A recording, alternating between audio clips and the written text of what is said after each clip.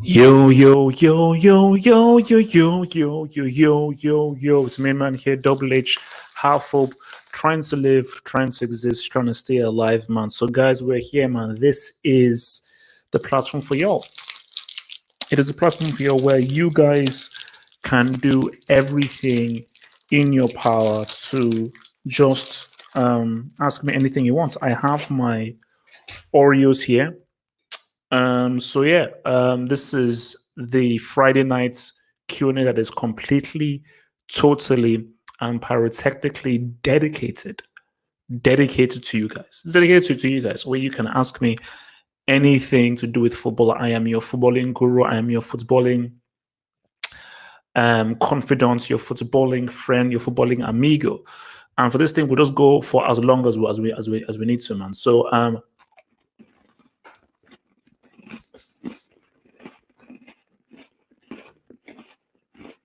go on, I'm a Ribena, and I'm trying to live and say good things, man. So before we actually sort of do that, I want to give a shout out. To the Football Hut members. Remember, if you remember, there is some cool stuff out there. So for members, right now you have an early bird Drogba vid that I did of Drogba's clutch goal. If you're a tier 1 member, I've done a vid focusing on Robin's amazing G against United in the CL. And if you are a Horseman member, I've done a tactical and I've got an analytical dedication to the Dennis Bergkamp, who, guys, we need to have a conversation about Dennis Bergkamp. We need to have a dialogue about Dennis Bergkamp, because when I did that vid, it's between him and Zidane as the most technical player ever. It's between him and Zidane, and you can have a conversation. And by that, because people say, oh, what about Dino? Dino was dynamic. He did dynamic, crazy, wow things. But when I just think of a technical perfectionist, I think of Zidane. I think of your boy Beckham, because Beckham did some silly things. But before I do that, I want to give a shout out, man. So I want to shout out to all of the members. So first of all, the Brick members. So Brick members, I want to shout out to the man behind the mind, Afdeling Skills, Sean C, Nana Agyeman, your boy Natsa, your boy Pratik Gupta, Erhan Aksu, Jade Babose, Josh Bourne, Gatlock, Funny French, and Red Devil Studio. Tier 1 members, going to shout out to your boy Daniel Jones Ortega, Jack Kimberly, Rotimi Oyewole, Dan 3D, my main man Martin Rosario, who was creeping up in Milo's live stream yesterday. Martin, I see you, bro. And Mo Wada. And shout out to the Horseman member, your boy Jonas Philberg, man. Hopefully, I'm sure your boy Jonas enjoyed that Beckham vid, because I did. Because I think I might have, we leave it till Saturday. So no, actually no. You know what we're gonna do? Because we already have a topic for Saturday. So Saturday's topic is pick your 5-a-side team. Sunday's topic is who is the most technically gifted player ever, who perfectly executed different things in a footballing technical sense. So we leave that till Sunday, talking about the technical skills of people. So that's what. So it goes. Look, without further ado, man, let's answer some questions, man. Let's answer some freaking questions, man.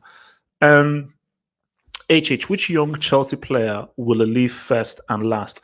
For me, Pulisic first, Mount last. Which young Chelsea player will leave first and last? I'm surprised by you say Pulisic. I'm surprised that you're saying Pulisic.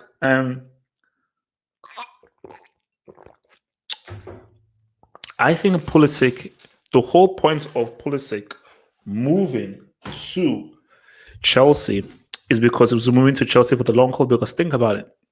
First of all, I think Pulisic will do pretty good. And I think people are being quite harsh when they sort of rate him. And I don't know. So unless, see, Pulisic can only go down from Chelsea.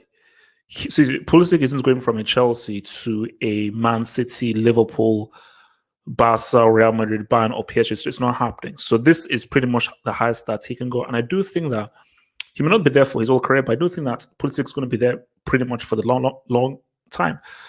So if I say who was to leave first,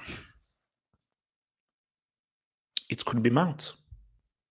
It could. Do you know why I say Mount? Because I don't think Lampard will be here for the long haul, and I think when the new manager comes in, I don't think they will rate Mount as well as Lampard does. And if they say who would leave last, maybe Pulisic. And this is maybe after. I mean, maybe because Pulisic isn't as good as some of the players coming in. So basically, I'd actually flip it. I'd say Mount will leave first, and Pulisic would leave last. Because I don't know why you'd say Pulisic would leave first when this is his big money move.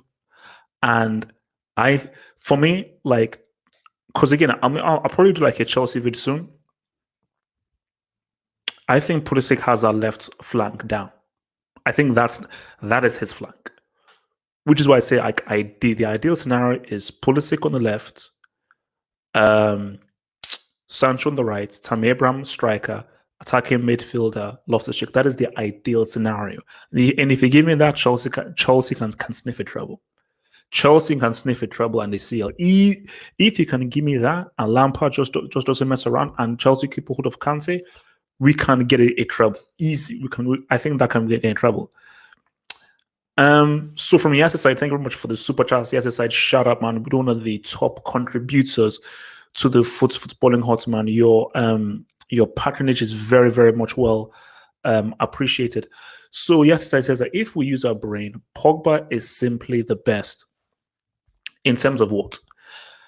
I have always said that Pogba's ability is outstanding. I will say this again. Pogba should have never left Juventus. Pogba needed more time to develop. And whenever I see people criticize Pogba, I say to them that how many players are able to defend, tackle, produce, create, hustle, score, shoot, finish, head, as well as Pogba. Very few players in the world are better than Pogba all round. Which is why I say, like, for me, Pogba is a better all-round player than a Cristiano, Messi, or a Neymar. Because Cristiano, Neymar, and Messi's strengths are purely offensive. But when I think, hence why I say that Michael Jordan is the greatest of all time. GOAT. And guys, I cannot wait. Because me and Danity, I don't care. Danity may not know this. We're doing a review of Last Dance, which is Jordan's doc that drops on Monday. I cannot wait for that doc, man.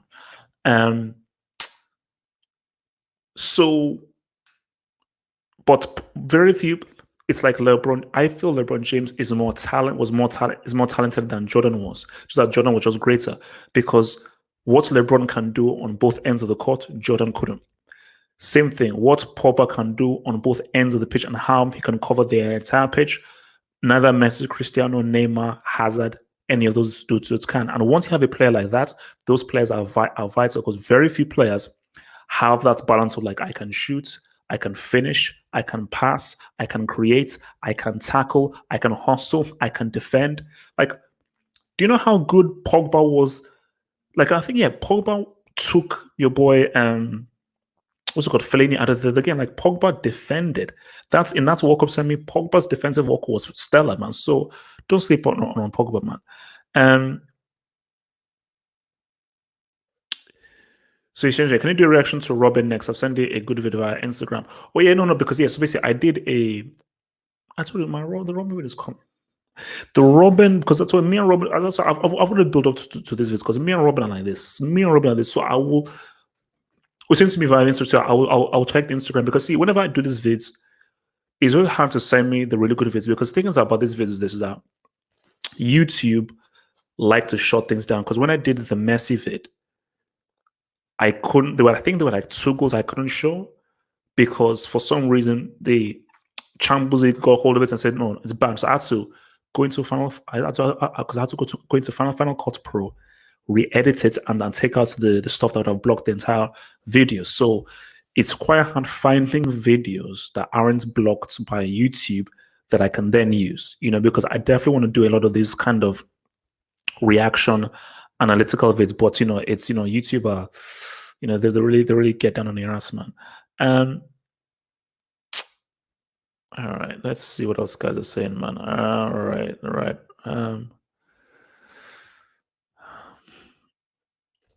So he has decided again, Pogba will lead United to a treble, mark my words. That's if Pogba stays. Pogba is not leading United to a treble if you don't surround Pogba with the right tools. Now, if United gets Sancho,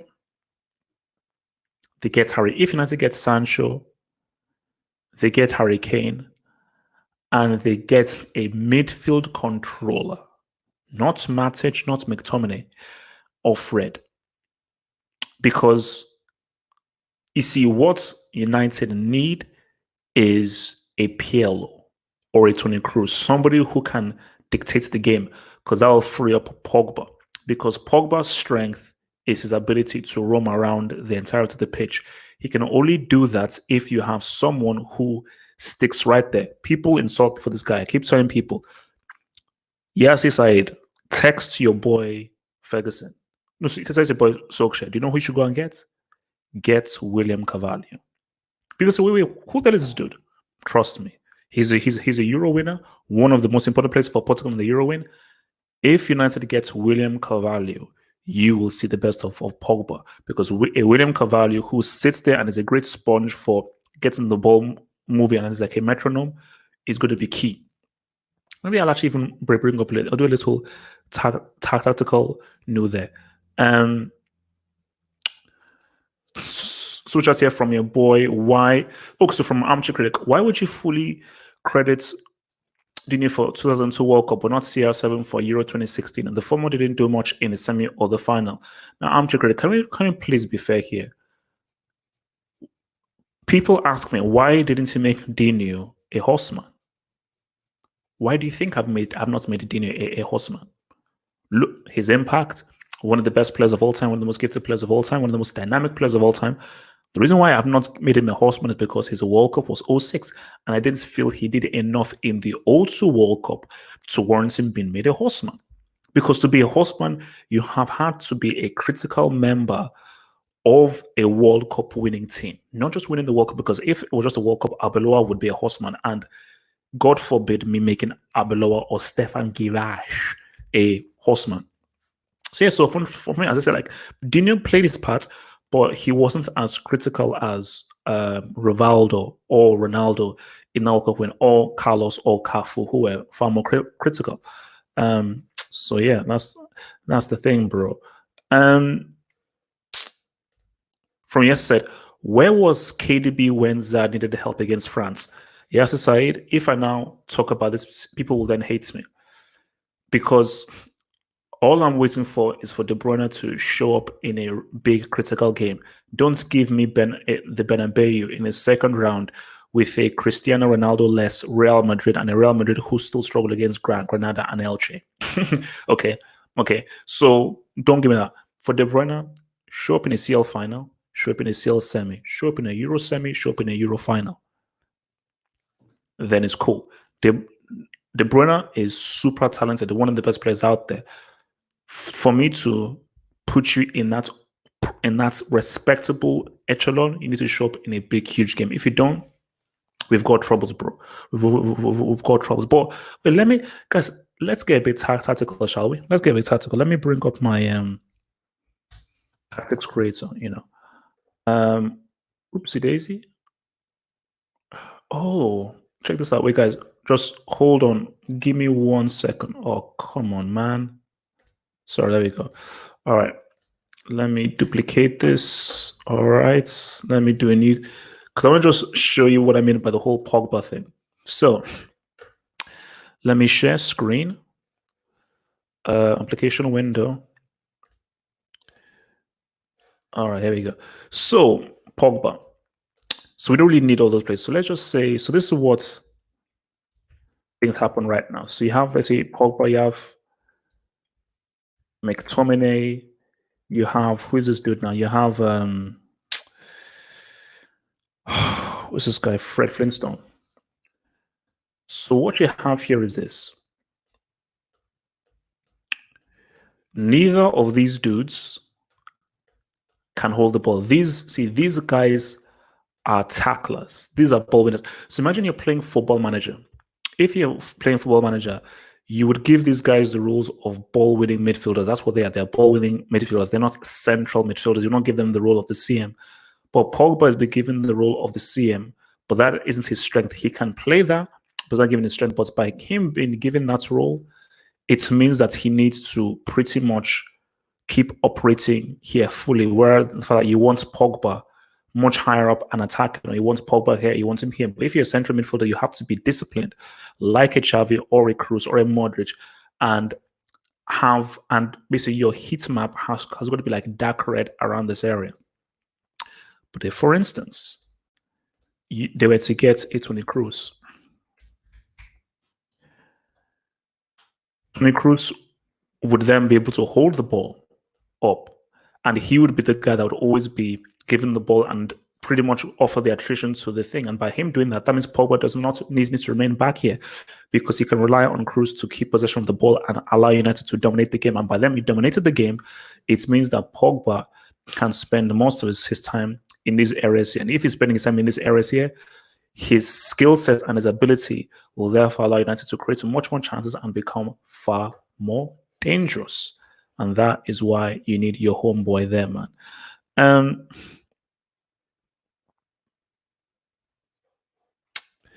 So from the side again, it says that HH. Martial reminds me of Henry.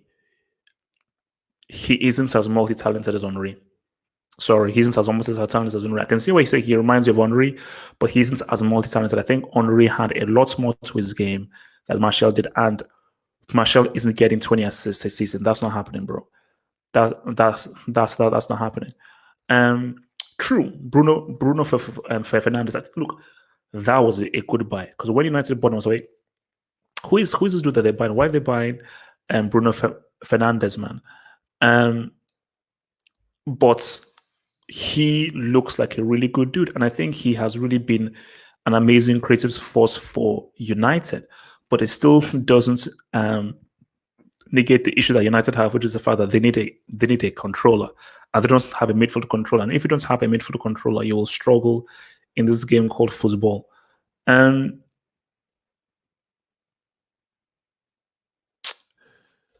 so you can say KDB never led a team into a title. Sad.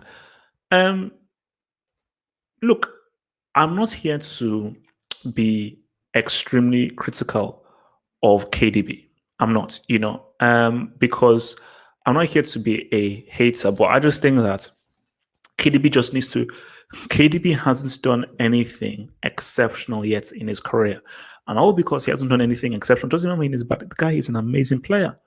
But Charisma is one of the most talented players I've ever seen in my life. He never did anything exceptional in his career, so Mandzukic has scored in 2 Champions League finals, a World Cup final. Should he be given more respect? You see, the thing with Mandzukic is that I don't think he should. I think he gets given his right amount of respect. I think Mandzukic isn't the most technically gifted player. I'll never put him as one of the best strikers of his generation. But one thing that people who know Mandzukic will always admit that he's a big game player. You forgot he scored the winning goal against England in the World Cup semi to help Croatia advance to their very first final. He is a quintessential big game player. And I remember speaking to this Croatian colleague of mine who said that even if Modric may be the captain of the Croatian side, the actual spiritual leader in the dressing room was Mandzukic. So hence why when Mandzukic retired for Croatia, they lost a really big, massive presence in that team. So I think he gets given the credits of him being a big game player. So not the most amazing quality, great on the ball player, but just he's a big game player. So it says, HH, where do you rank Ibra amongst the best strikers of his generation? You see, this is a difficult one. So if we take titles, if we just let's take the Champions League away, let's take the World Cup away and everything. Of his generation,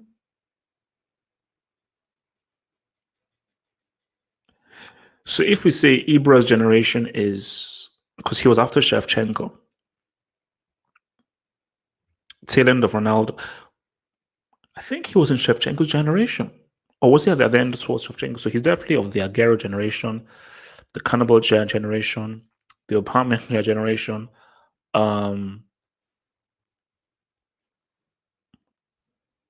If we take titles away and everything, just based on skill and talents, you might argue that he is probably the best because of what he's achieved in different teams, different systems, different countries, different leagues. The only blemish on his career is that Champions League pedigree, which is why, can you really put Ibra ahead of a Cannibal? Ibra may have done more than a Cannibal, and I think Ibra is more versatile than a Cannibal in terms of the kinds of goals that Ibra has scored, because Ibra has scored, probably has one of the best resumes in terms of goal scored that I've seen of any striker. But then, should we hold his CL failures to the fire? Because that's a massive blemish. Because I will not bring up World Cup or Euros because you play for Sweden, although Sweden did get to the semis of the '94 World Cup. But remember, the issue I've got with Ibra is, for all of your talent, you played for some of the biggest clubs when they were at their height. Now, maybe AC Milan were faulted. You played with a peak Juventus and a peak Inter Milan. Peak Juventus, peak Inter Milan, peak Barcelona, and neither of those teams could you help inspire and guide to a sea of fans, because for all of those teams, you were amongst their best players in those teams. Hence why I always said that, is it really any surprise that the season that Ibra left Inter Milan, they went ahead and won the CL and the treble the very next season? Because the issue with Ibra is that whenever Ibra comes to a team, the entire team has to acquiesce to how he wants to play. That's what they have to do. And sometimes that can be a hindrance, because if everything goes through him, it can make the team less dynamic, man.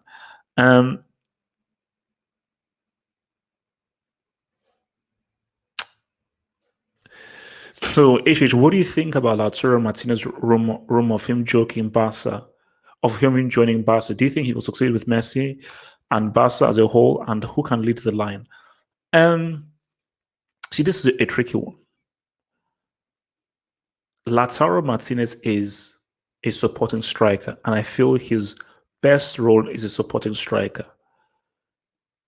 Does a supporting striker fit in Barca's team? What makes Inter Milan work very well is the 1-2 punch of Lukaku and Lautaro Martinez, because Lautaro Martinez plays off of your boy Lukaku. So let's bring up our little map thingy here. So Martinez and Lukaku. So what makes this thing so good is Martinez hangs around this area, and he's very knowledgeable of this area. And this is where his strength is, because he picks the ball up around this area and uses Lukaku as a decoy, or as a person to be able to play off of, so he can then make runs into the box here. But if you now bring Messi into the mix, and let's say we bring the Cannibal into the mix, and the Cannibal's position is here as a striker, but you can't have two guys occupying this role here. And the way that Barcelona play, it's about give and go, quick one touch, very intricate passing. And even if so, unless maybe he could work if you say because really Messi sort of plays very deep and he brings the ball from very deep. So unless you want to do something like this, where they pretty much play as a strike partnership. So this is where if Sane is getting him, you now have to slowly change the way in which you approach. So basically, Messi is bringing the ball up from deep, and he's still been given the free role. And Martinez and Cannibal are sort of playing as two strikers, because what you can't have is this, where Messi is higher. So really, Messi would have to definitely be like an attacking midfielder, and because he already plays deeper, he have to play even much more deeper. So if you do that, then I suppose maybe perhaps it could work. So the exercise says that HH, I need a video when we win the title next year. Yes, Saeed, I promise you, I'm willing to put money down, which I don't have, but still, I'm willing to put virtual money down, and there is a 0% chance that Man United will win the title next season. The title is going to be between Man City and Liverpool and Chelsea. That's how the title is going to be. It's going to be between Man City and Liverpool and Chelsea. Okay. Yes, side again says HH Bruno is far better than Toni Kroos. No, he's not. First, two things. First of all, no, he's not. Second of all, they play two very different positions. And that's the thing. They're two very different positions. You see, okay, though, let's talk about this now. So I do this Messi and Cristiano vid, but you guys are still not satisfied.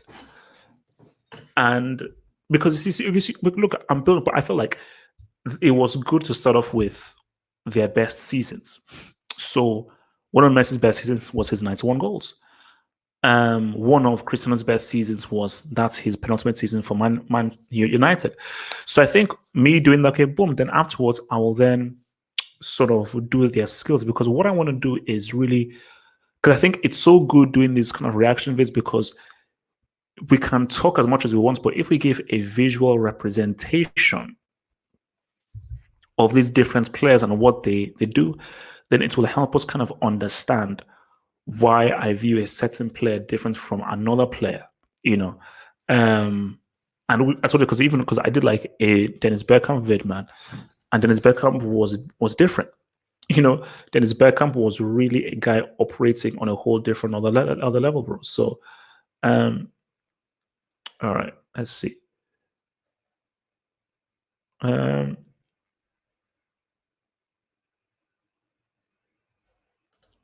Most deserved Ballon d'Or, 98. Oh, who won in 98?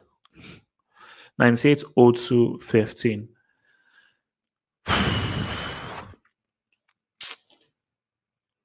When Dino won it, I think if I say was the most deserved,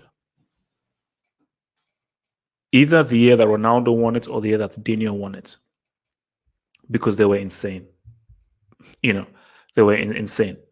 So either the year Dino won it, or because I think what Dino did, it was like, this guy is doing things that just don't make any sense.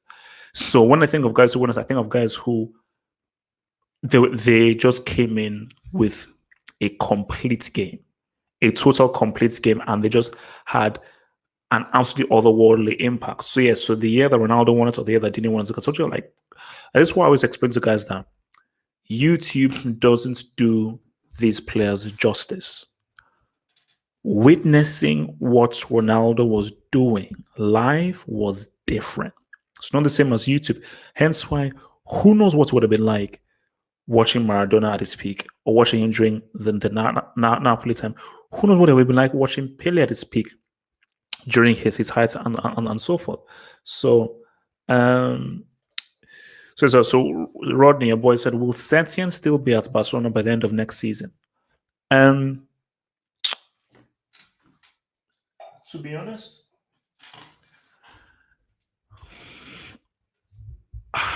I don't see why not, because, okay, if Barcelona sack him, guess who? Now, let's say they want to get a Pochettino, because I think Barcelona now know that, because we have to have a separate conversation about Barcelona's lack of a preparation when Messi retires. Because when Messi retires, boom, hence why Barcelona are scrambling so much to get to a Neymar. But I think that Barcelona are in a kind of rebuilding phase and rebuilding process. Because ever since that Roma game, because people, I'm sorry, I'm going around, but just that, like, just bear with me. Everyone said that the Barca decline happened at the Roma game. Do you know when it really happened? And this is what I found out when I was watching the Miracle at Camp Nou. The decline really happened.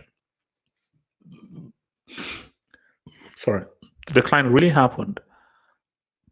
The Juventus game. That's Juventus game. It's happened because I think Barcelona were like, oh my gosh, we're just not the same anymore. Like that kind of offensive swagger we have are different. And do you know what was the biggest kind of, because even if it's about status, but the biggest thing was they scored 6 Gs against PSG. Next round, in 180 minutes, they were not able to register a single goal against Juventus. Not able to also a single goal against Juventus. And I think from that point on, I think what you saw was that we're not the same anymore. We're just not the same anymore. So I think it's really began at that Juve thing. So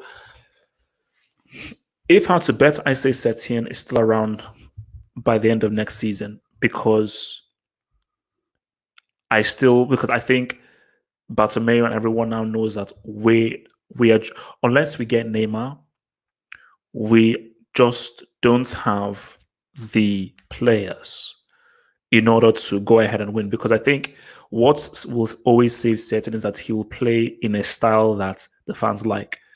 And even if the fans are a bunch of morons, because they're like, oh, Setien isn't playing the way that we want. Sorry, Valverde is not playing the way that we want. Screw him. Even if it's all about the result and you have to keep on changing.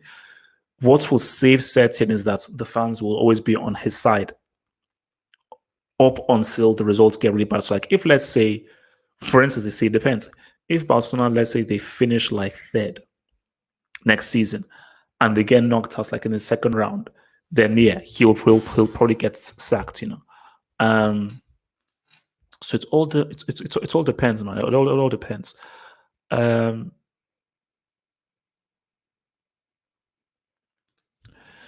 Okay, what do you think about the Saudis taking over Newcastle? Well,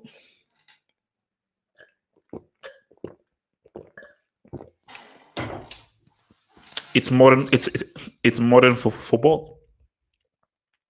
It's modern for football, man. What can you say? I mean, like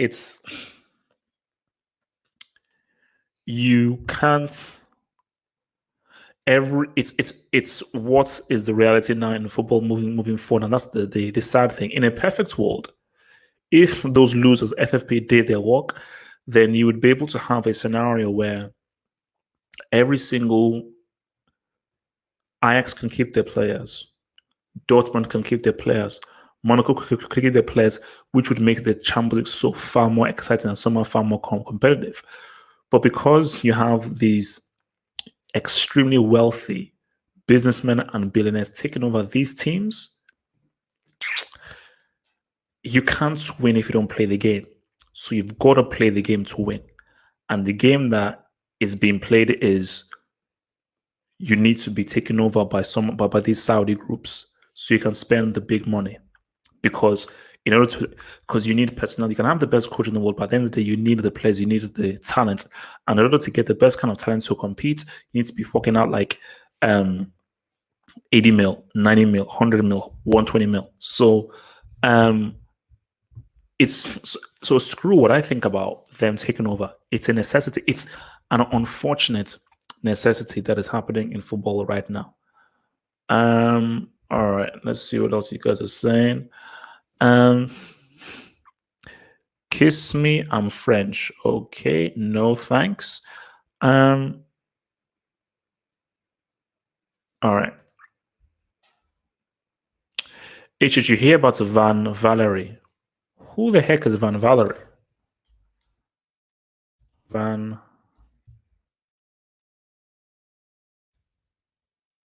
Oh,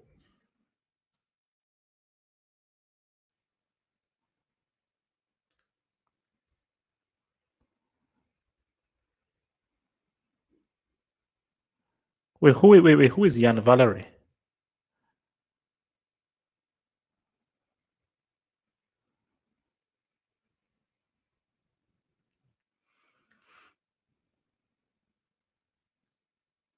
Oh, I have no idea who he is. Who the heck is Jan Valerie? I thought like something happened to him or something. Um. All right, let's see what else you guys are saying, man. Uh,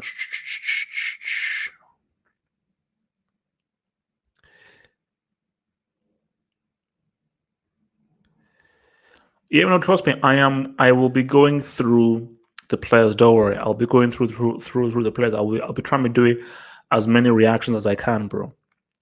Um. All right. Okay. Let me go down here now. Oh, Southampton fullback. Okay.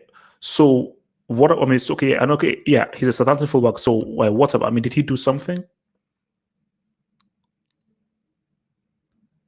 All right. Let's see. If you tell me what the story is, man, then tell me. Do you like sticky toffee pudding? Um, I've got a very sweet tooth, so I would say I'm not really the biggest fan of sticky toffee pudding. Like my favorite cake is carrot cake, man. Basically, give me coffee cake, no, strawberry cake, strawberry ice cream, carrot cake. That's how I roll. That's how I roll, man. Strawberry cake, that's how I roll, man. So, oh, wow. He puts an abortion pill in his girl's drink because he didn't want a kid. Okay. That's, look, bro, that's just wild, bro. Okay, that's just wild. That's just wild. And yes, I will watch the LDO doc. People are saying that I will watch the LDO doc. Will Ramos be a horseman? One World Cup, 2 Euros. You see, for me, has Ramos had a big of an impact as a defender as Beckenbauer did? That's the thing. How much of an impact has he had? Because for me, like Neuer, just so we have to just see where everything rolls, but Neuer is a strong shout to become a horseman. So Neuer is a strong, just that you can only be eligible for a horseman once you retire. But I think, once Neuer retires, we're going to have to look at it because Neuer's resume is big. Neuer's resume is big because impact is a very big thing. It's a very big thing. And even if you could say, no, Ramos definitely has he's one of the best defenders of his generation. Love him or hate him, he's got an incredible winning mentality. One of the most, no, probably the most clutch defender of all time. One of the best goal scoring defenders the game has seen. So it's an interesting argument. It's an interesting argument because how many goal scoring defenders have we seen over like of Ramos' standard? How many the defenders are the designated penalty takers of their team? But just something just tells me that when I look at Pele, Beckenbauer, Maradona, Ronaldo, and Zidane, these guys made profound impacts as individuals for their positions. And I don't think that he has done enough to their level in order to become a horseman. Because Garrison said, being a horseman is tough. Being a horseman is tough. It's not. I can't make everyone a horseman, man. Um, um, I checked out the first episode of Tower of God, and I have No flipping idea what the hell is happening. Obviously, I did finish. Well, I did finish the episode. I got about halfway through. I have no idea what the hell is happening. So I'll watch it again. I will try and finish it. But just to say that I don't have a flipping clue what was happening in that thing. So yeah, man, I was completely out of it, bro.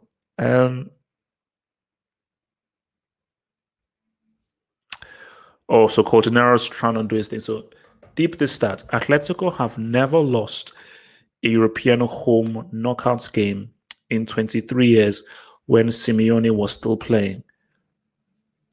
Top three fortresses in Europe: Camp Nou, Anfield, Wanda, Calderon.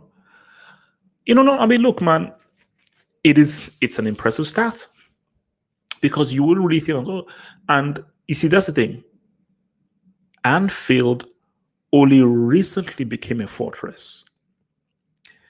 The Camp Nou has become a fortress since the Pep days and arguably the Rijkaard days. Because obviously, during the Louis van Gaal days, Camp Nou was, it was there and everything, but it was not really that much of a fortress during the Rivaldo, Kluivert era. But I think, in the Rijkaard era, when Dino came through, then Newcastle was okay, boom. Crazy team, by the way. Then, of course, when Guardiola came, then it was different with how they kept the ball. Anfield has only really become a fortress since Klopp has been introduced, and since Klopp has came in. Anfield wasn't really a fortress under Brendan Rodgers, really. I mean, they were pretty good at it, but they were not really as strong they were as home. But I think Wanda Metropolitano and Calderon has always been a very tough place to go to for quite some time. Probably since 2014, 2013, 2012, the Calderon has always been a tough place to go to, even when Bas. I mean, again, how many times have Real Madrid or Barcelona? How many times did Real or Barcelona in the last 7 years win at the Vicente Calderon? Now, they would always probably win at the Camp Nou or the Bernabeu, but how many times did they actually win at the Calderon? How many times? So so for sure, it's definitely one of the. Now that's an interesting question. Which would you say is the all-time biggest fortress in football? All time. Because back in the day, San Siro during the AC Milan days was no joke. During the San Siro days, AC Milan was no flipping joke, man. It was no flipping joke.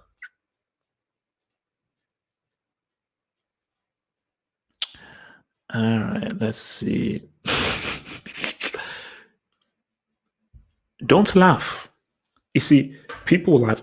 Don't laugh. Don't laugh. Please don't laugh. Stoke City, back in the day, when they used to have ex-convicts, remember what I always said?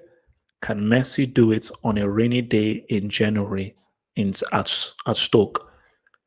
Stoke City away was one of the biggest fortresses. See, that's the key thing.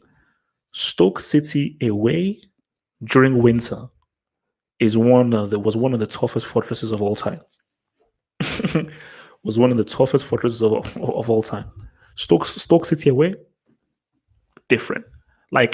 I challenge Pele, Maradona, or Zidane to ball against peak Stoke City on a rainy day in February.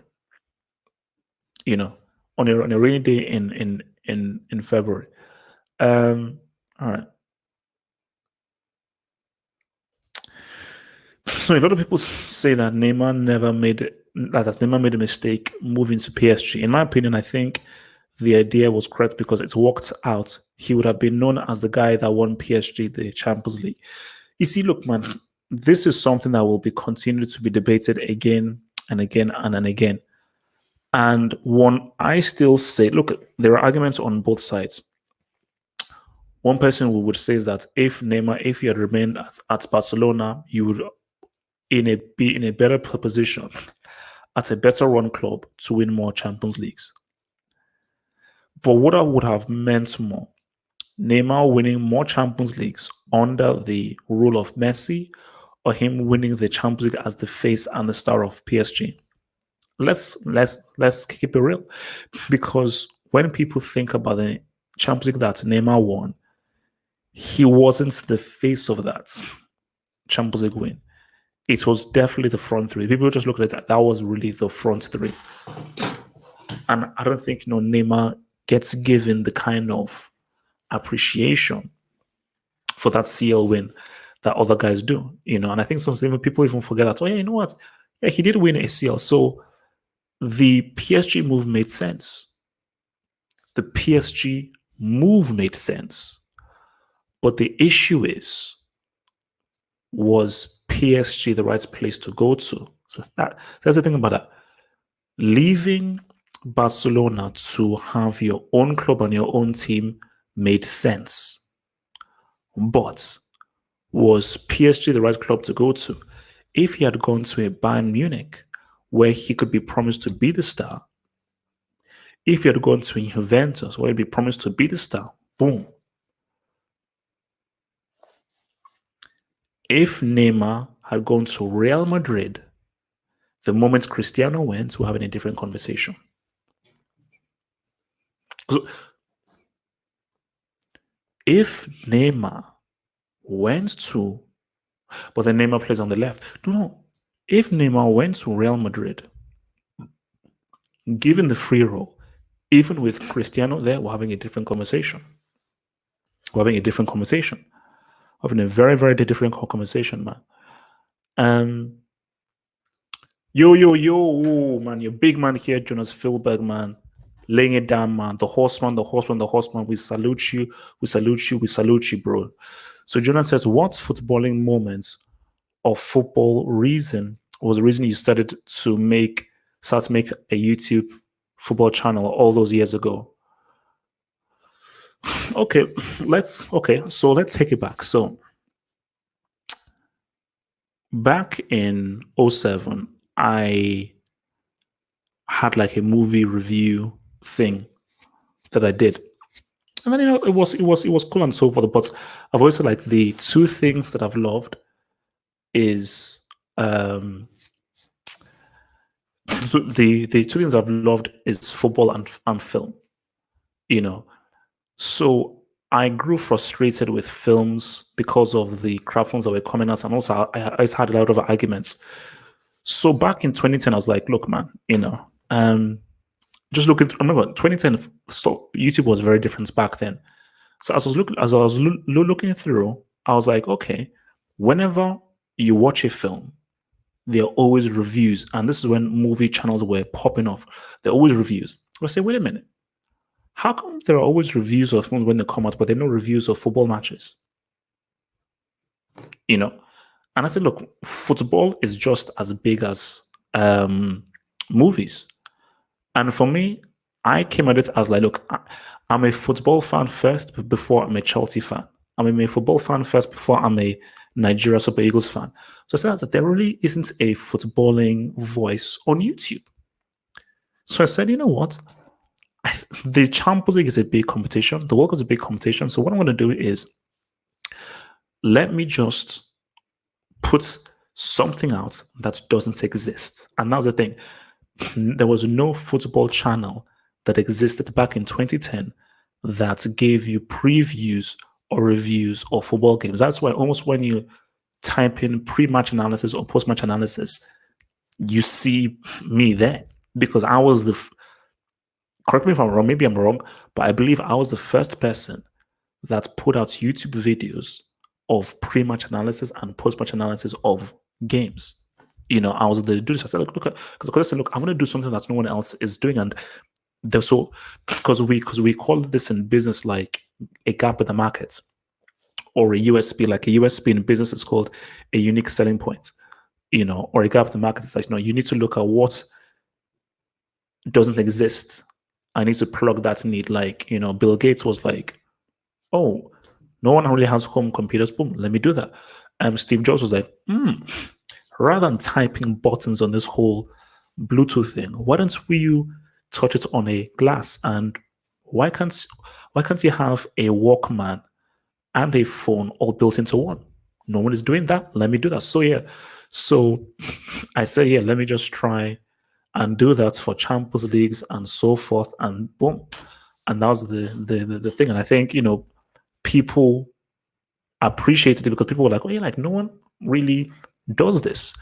And I've always tried to make it a point that it's a footballing channel. Hence why, because people always said, oh, so how come you're not as big as any of these other things? Because because it's a couple of things. First of all, like I wasn't consistent enough. And if you're not consistent in YouTube, you can't survive. You simply can't survive.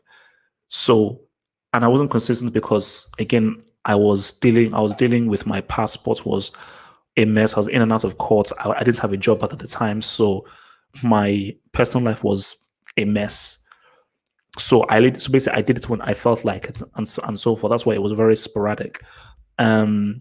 So, and the thing as well is it always helps if let's say I just did only Chelsea content, then I would grow a lot quickly because I think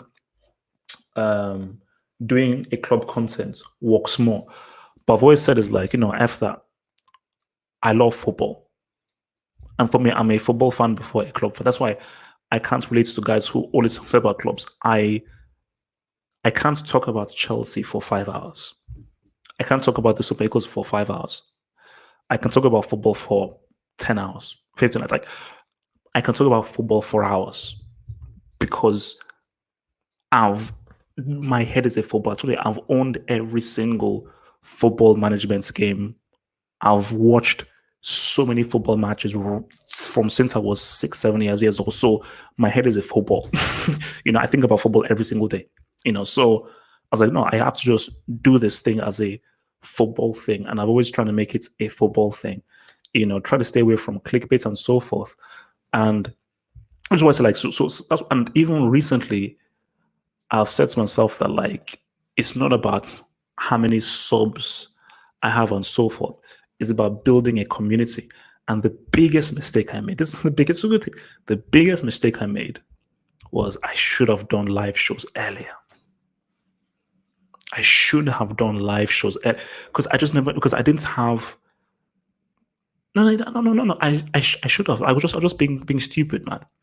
Because this has been a game changer, doing live shows and creating a community. Because the pre-match and post-match is cool, but when you do it offline, you don't have that kind of instant reaction that you have. Like, imagine, and even if I slow it to you, like, if I did like a live show after that Juve Real Madrid game, because guys, I told you I was pissed off. Because the funny thing is that the reason why I didn't do a post-match on the Juve Real Madrid game is because I so wanted Juventus to win. I was so sure Juventus would win. Nobody had ever defended their title.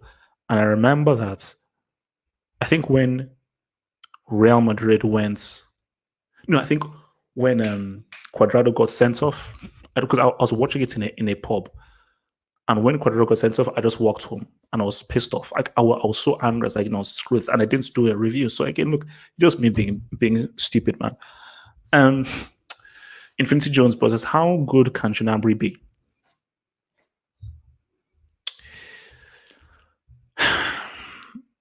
Gnabry, I think tier 2 is his ceiling. Like the upper echelon of tier 2. I don't think it gets upper tier 2. For me, I think Leroy Sane has a better upside than Gnabry. But I think Gnabry doesn't need to be a superstar to be very useful for the team.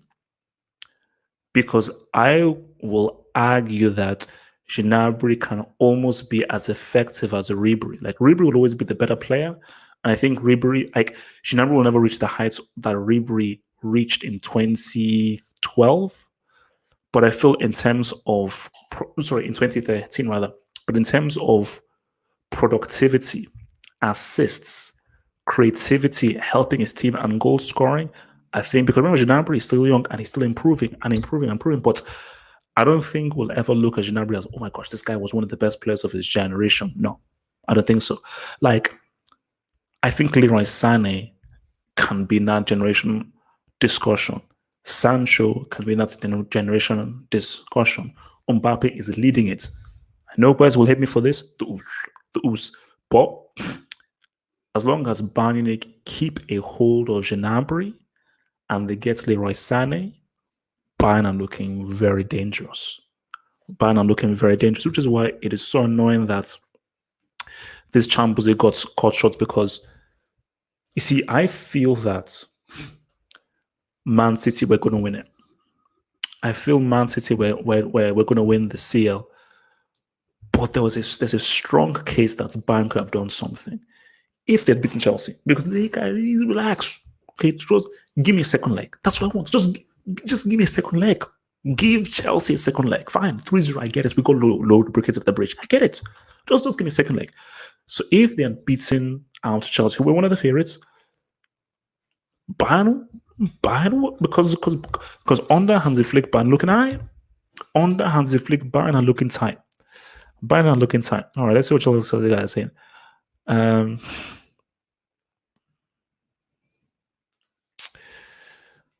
Oh, okay. I think I'm gonna super chat. Oh, okay. All right. Let's see. All right. Boom, boom, boom, boom, boom. All right. Let's see. From Armchair Critic, where'd Zizou rank if he wins another CL with Real Madrid? Pretty much this. Oh, let's wait a minute. So, has any manager won 4 CLs?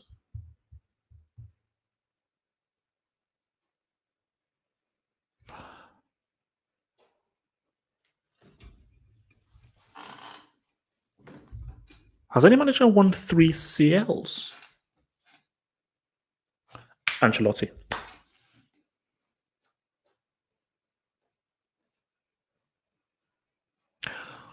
So are you telling me that Ancelotti and Yapankis has won 2? I think Lippi won 1. Fergie won 2. Mourinho won 2. Pep won 2. Rijkaard won 1. Klopp has won 1. Rafa's won 1. So I think, yeah, only 2 managers have won 3 CLs. Only 2 managers have won 3 CLs. And Ancelotti should have really won 4. Okay, you were 3-0 up at halftime. So if Zizou was to win a 4th, then I think we need to just if he wins a 4th, and I think we need to officially call him Chief Zinedine Zidane. Like that will be his official title. If he wins a 4th CL, then his official title is Chief Zinedine Zidane. Forget Zidane. His first name is Chief Oba Zinedine Zidane. So don't even Chief Oba, Chief Oba, because Oba is king. Chief Oba Zinedine Zidane.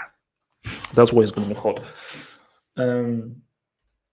Your boy Dangerous. How you doing, man? Everything good? Everything is cool. Everything is good, Dangerous, man. We're just trying to cope here with this self-isolation. I'm going to try and do a whole marathon of questions, man. Because I said again, well, I'm going to go in for as long as I can, man. I said again, I can try and talk about football for as long as I possibly can, bro. All right.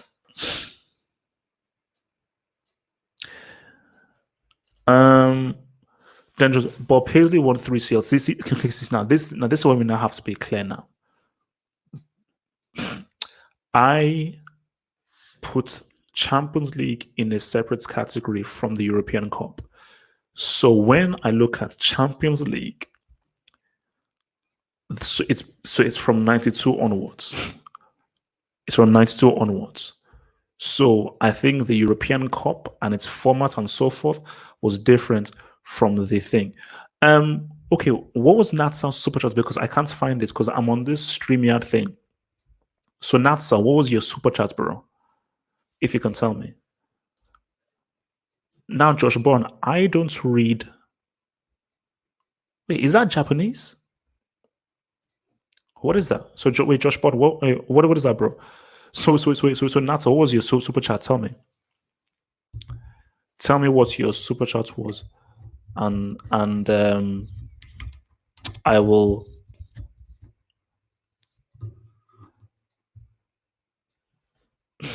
Tell me where your super chat.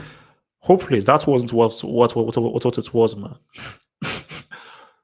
Tell me what your super chat was, and I will answer it. And remember, guys, I'm not going to read as any kind of expletive, kind of abusive stuff as a super chat, bro. So, um,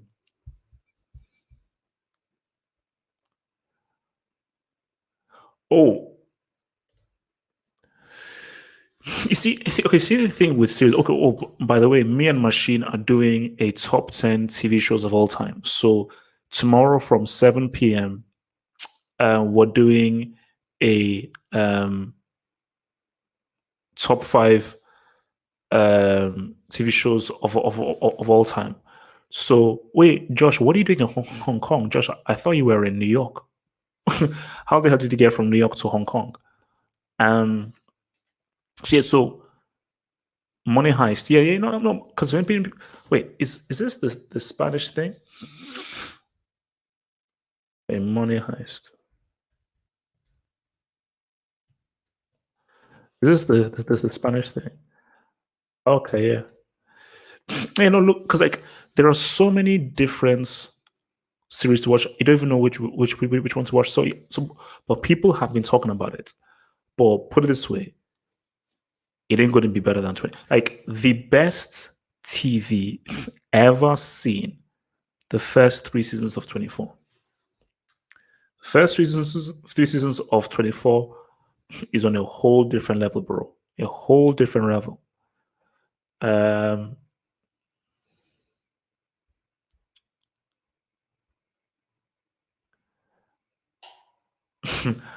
oh god. Wait. Why, Martin? Wait. What was your super chat, bro? Um,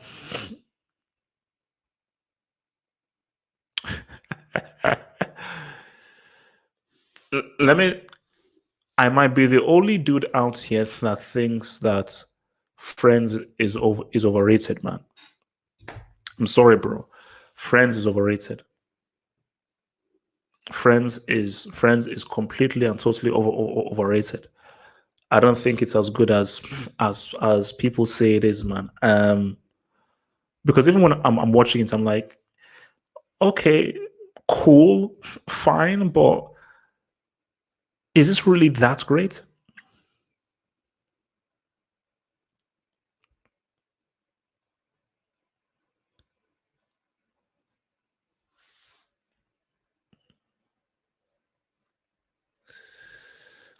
So Super Chat says, Gatlo Girls in for or no live after Real Madrid 2017. Look, that was a bad night, man. No, because I told you, I was so convinced that Juventus were going to win. Because remember, nobody had ever defended the Champions League title. So wait a minute. So they didn't defend, no one has ever defended the Champions League title. Juventus just stopped a 6-goal scoring Barcelona from scoring a single goal over 2 legs. It was obvious that Juve were going to win. I said, no, Juve have to win. The fact they lost 4-1, they got lubricated. I was just pissed off, man. I was pissed off. I know it's unprofessional and everything, but I was pissed off. I was pissed off, bro. It was just super annoying, man. So thank you for the super chat, Amateur Critic. Is there a greater character than Tony Soprano?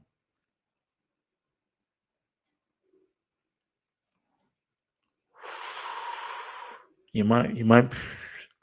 The only one closest I would say is, as far as the character, is Omar from The Wire. I think that is his only competition. So I think it's a toss-up. And you could argue Stringer Bell. So you could argue, basically, the only ones closest to him as a character is Stringer. You see, maybe you could say Goss from Breaking Bad. Maybe. But I would definitely say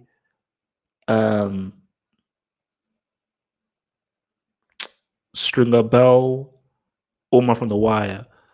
But Tony Soprano was so detailed, so complex, so well written. And I think what really elevated it were those conversations with the psychologist, man. So, yeah, no. It's going to be very hard to beat Tony Soprano. Like that's like a legendary character, man.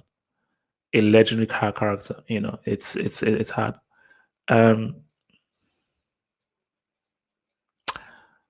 I've heard. This is what I hear. This is what I hear that apparently it's a real ripoff. Now there is another very similar show that came out before that's pretty much the same. You know. But guys, just tune in. Tune in. Just tune in tomorrow and we'll do our thing. Tune in tomorrow to our top 10 greatest shows of all time and we'll do our thing, man.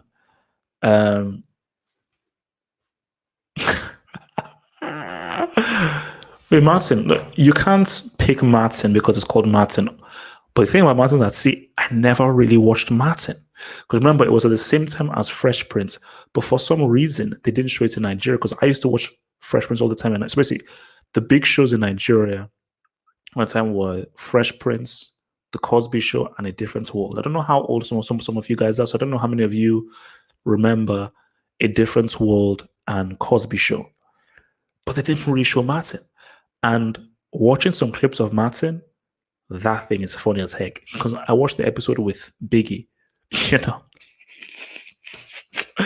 and I'm like, this is hilarious. Because, see, Martin Lawrence, underrated. Super underrated. Because I've always said, like, look, the comedian that makes me laugh out loud the most is Cat Williams. Cat Williams is on a different level because people see, because I think some guys are, oh no, Patrice O'Neill. Like, see, I respect the kind of conversational humor, like Patrice O'Neill, these dudes around, like that white dude with a gray beard. I respect that, like the new Dave Chappelle. But I just want to laugh, bro. I don't want to laugh out loud. And you see, old school Dave Chappelle made me laugh out loud. Eddie Murphy in films makes me laugh out loud. Like Beverly Hills Cop is insane. Cat Williams, and what's it called? A pimp named Slickback.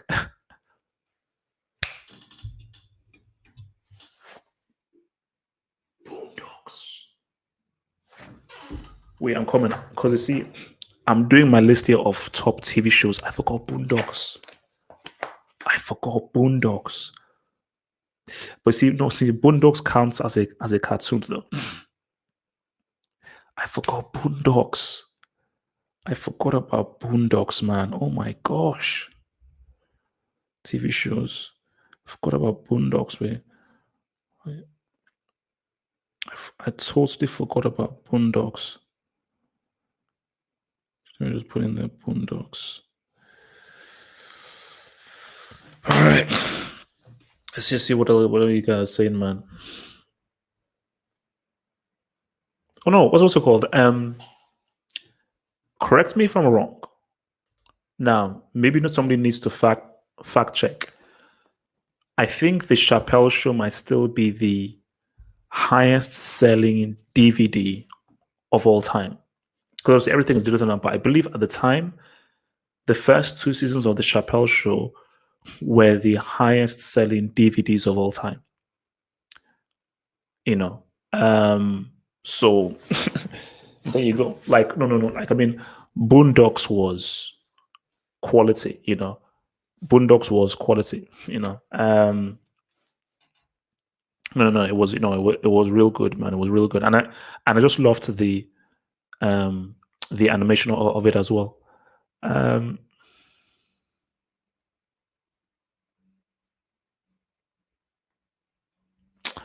What? How good is Christian Bale really? Christian Bale is good, not as good as people think. Bale is very, very talented, but I always say about Bale is that I think he needs to be in the right role for him to really succeed. If he's not in the right role, then boom, So, but I think Bale, because I think many people thought Bale would be like the next great act, because people were like, no, this is like the next Marlon Brando, the next De Niro, and everything. And he didn't really sort of live up to those standards. But even if he didn't live up to those standards, he's still definitely one of the best managers of his generation, man. So from Perich Yerima, is 2017 Juventus underrated because they didn't win the CL final? Yes. Yes, they are. And that's just the unfortunate thing. That Bayern Munich 2012 team was flipping amazing. That Bayern 2012 team, without having Martinez, was a bloody amazing team. And they totaled Chelsea in that game. They completely totaled them. But they just didn't win. So obviously, but the beauty about that, because they won in 2013, that team is still I remember very well. Hey guys, have you seen what Bayern's 2010 lineup look like? These dudes, Mola and Olic, were their strikers. So that was supposed to be, what the hell was up in 2010? I think they played like Lyon in the semi, you know, but no one was beating Inter though. Oh man, that Robin goal. You see, the 2017 Juve team that was Allegri's best team. That's basically the Allegri Juventus at their very best. At their very best. This is just them at optimum. Because I don't know why, I have to say this clearly. Barcelona hits PSG only once. Barcelona hits PSG for 6. And this was a Barca side that still had the cannibal. So just think about it. In 180 minutes, Juventus shot out Messi, the cannibal, Neymar, and Iniesta in 180 minutes. Like, that's incredible. That is defensive excellence. So basically it just shows you matchups. Because you say, wait a minute, if Juve can deny this guy scoring in 180, how the hell did they concede 4 Gs against Real Madrid? But then if Real Madrid play in Barcelona, I will bet you that Real Madrid would actually find it harder defending Barcelona than Juventus would. And Barcelona would somehow maybe find it easier defending Real Madrid than Juve did. But then we always go to this whole thing of like, what happened in that dressing room?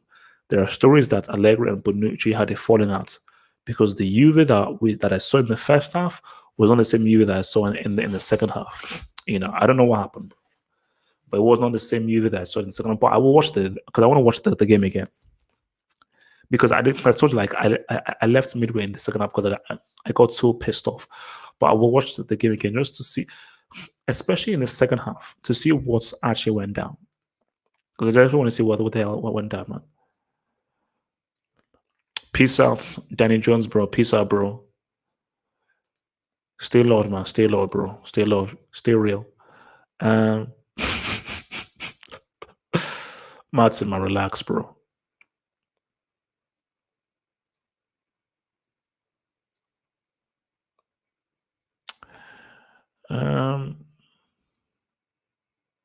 Let's see. Zubai says, it looks like we'll see another Cristiano in Mbappe and Haaland. Will we see another Messi? Now, for me, see, it's similar to actors. When people say, oh, this is the new brand or the new De Niro. I don't think there'll ever be a player like Robin. There'll never be a player like R9. They'll never play a player like Del Piero, Dennis Beckham. Every player is of themselves. Like, Mbappe is Mbappe. And Mbappe and Haaland are two very different kinds of players. In the way that they play, they have two very different kinds of players. And I think Cristiano, like Cristiano at Man United, isn't really the same as what Mbappe or Haaland is. And even Cristiano at Real Madrid, who's much more of a finisher, isn't really the same playstyle as Mbappe or Haaland is. So yeah, I don't think we'll see this. But see, it's weird though, and this is the funny thing. Yeah, no, this is funny. Man. Let me ask you guys this: if Cristiano and Messi were at their peak during the 90s or early 2000s, before Facebook, before Twitter, would there still be this rivalry in newspapers? Think on it, because this Messi Cristiano thing, it sells clicks, it sells views, it sells traffic. So a Bleacher Report, a Goal, a Soccernet will always want to try and prod the fanboys, because by prodding the fanboys, it brings more traffic to their sites, brings more views to their ads, increases their profits much, increases their bottom line. But if we didn't have that social media driving force, so forth, and these media houses didn't know how much these players were loved, they were fond of, and everything, would there, like, because I don't know whether you guys know, like, I used to buy this magazine called World Soccer, and they used to come out every month. Amazing magazine when, before the internet. So if, let's say, like in a World Soccer magazine, would they still have made such a big deal out of Messi and Cristiano back in the 90s before social media? Because I do feel like if social media is a major part of this so-called rivalry, and a lot of these fanboys who are like 15, 14 years old, and so that's obviously what fanboys, these fanboys are not football fans. They're not like, because they're not football fans. They are insecure individuals who put their life and their worth into other human beings who have a family and a life. So these guys are just sort of warped and weird, and they need mental help. They're like, I don't care when anyone says like, these guys are mentally unstable and they need help. But yeah, it is interesting. It is interesting, man. Oh no. Yes, see, everyone says no. Everyone says no. Like, yeah, it wouldn't have happened, man.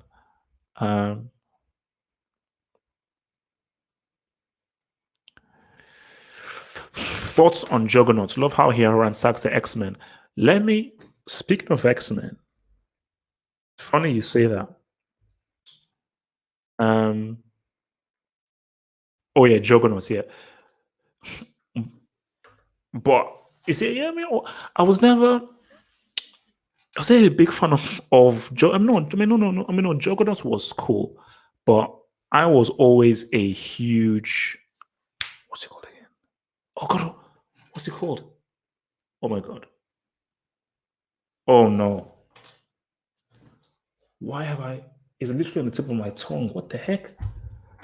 X-Men. Thank you. I was a huge Apocalypse fan. Like, Apocalypse is that dude. Apocalypse is that dude. He's that flipping dude. Because funny they say that, because basically, like, basically on Disney Plus, man, I'm now rewatching the X-Men Fox series and the Spider-Man series from the first episode, man. And yeah, man, bro, that X-Men Fox series is flipping amazing. Just in terms of writing and storytelling, that stuff is flipping amazing, man. And see, no. Juggernaut is cool. Juggernaut is cool, and I think so. Basically, Juggernaut is like a bully. He's like a big bully for the X-Men, but it was all about Apocalypse, because when Apocalypse came, it's like all hands on deck. All hands on deck, because he was so hard to get down, because Apocalypse is just so huge.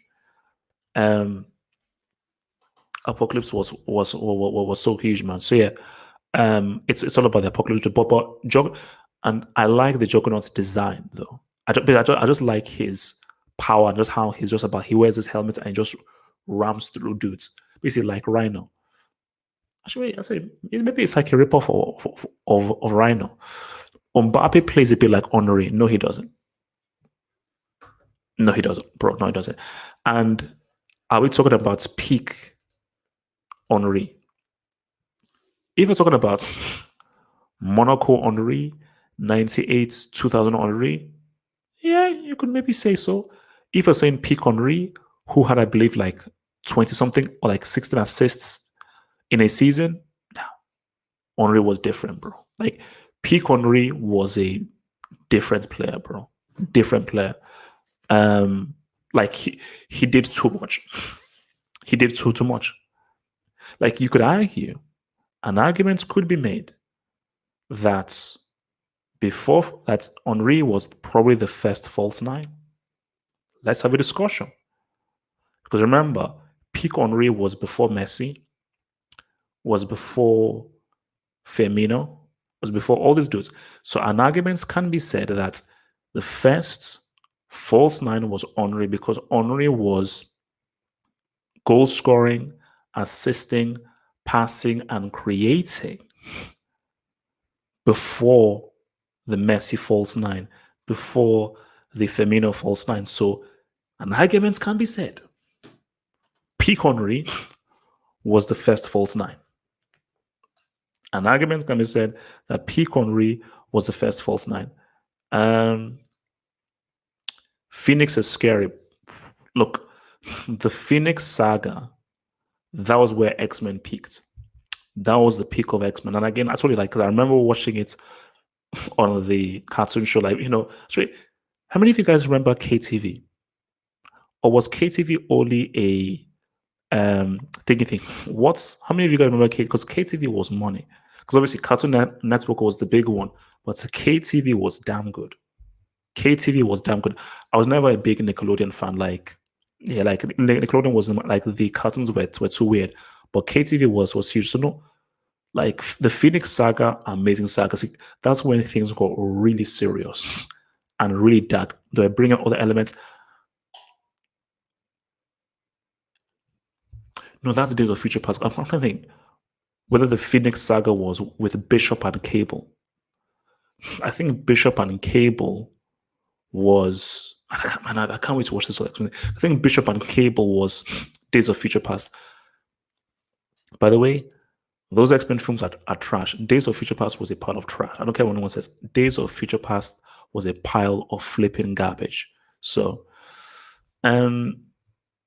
Josh Bond, what up? H, have you been in a Chinese household before? All Chinese parents are super openly racist. Not surprising, most of China is racist. See, look, because I put a little vid, man, about the whole thing of like how Africans are being treated in China. And I said that I'm not so surprised. I've never been in a Chinese household before. And I probably wouldn't want to go there. Because it's wild, like, because I was just talking to my mom now. And she was saying that, look, man, if things now devolve into a world war,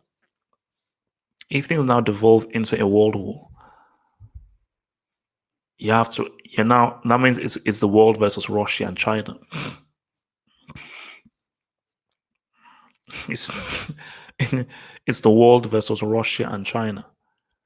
So, I mean, now that's where things get really wild. That is when things will get really, really wild, man. But I mean, it's like, look, like, I think, see, dealing with the Chinese people here in England is, it's quite everything. But when you now go to China, bro, I don't want to go to China. There is no way in hell your boy HH is going by himself. See, the two places I don't want to go to by myself, China, Eastern Europe. I'm cool. China and Eastern Europe, those are the two places I don't want to go to, man.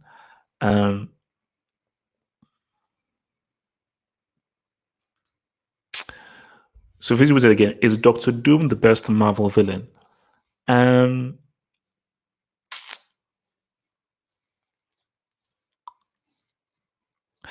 think Doctor Doom is overrated. The best Marvel villain is Venom. It's just that when you say Marvel villain, do you mean like ones that the Avengers have to fight, or just singular villain? Like, just if it's just overall, Venom is one of the best villains of all time. Of all time. Like his look, his creation, and so forth is one of the best villains of all time. But if you want to look at like the best villain that the Avengers fights, bro, it's Thanos, man. It is Thanos. It is Thanos. Although a lot of my thing saying Thanos is how well Josh Brolin portrayed him, because I've got my thoughts on him in Infinity War. Infinity War wasn't very good. Infinity War wasn't very good. So maybe if Doctor Doom, obviously he's I think Doctor Doom is going to be the next main villain that the Avengers will fight. So that depends. KTV had, I think he had Kids WB. I think so, because I think they had Animaniacs. We are the Animaniacs. We got the pay for play contracts. The Animaniacs. All right.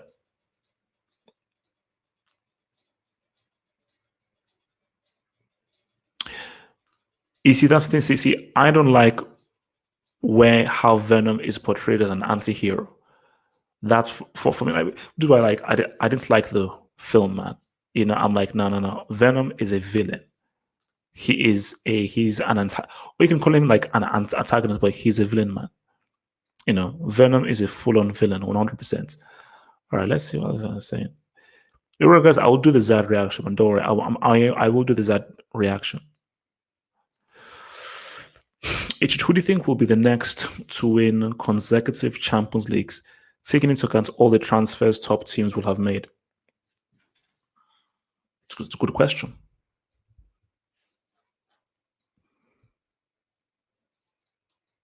It's a good question, man.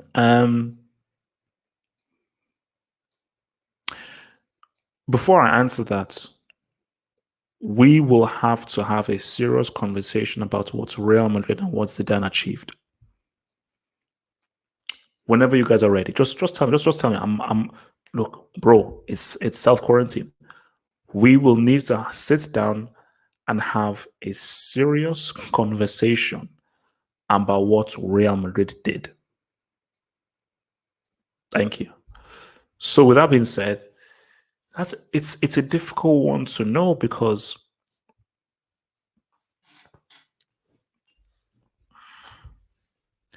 a big part of Real Madrid doing that was Cristiano Ronaldo and his goal scoring. You know, that was a really big part. You know, I mean, everyone played their parts, like Ramos's clutch thing, the team as a whole, Modric, Benzema, so everyone played their parts.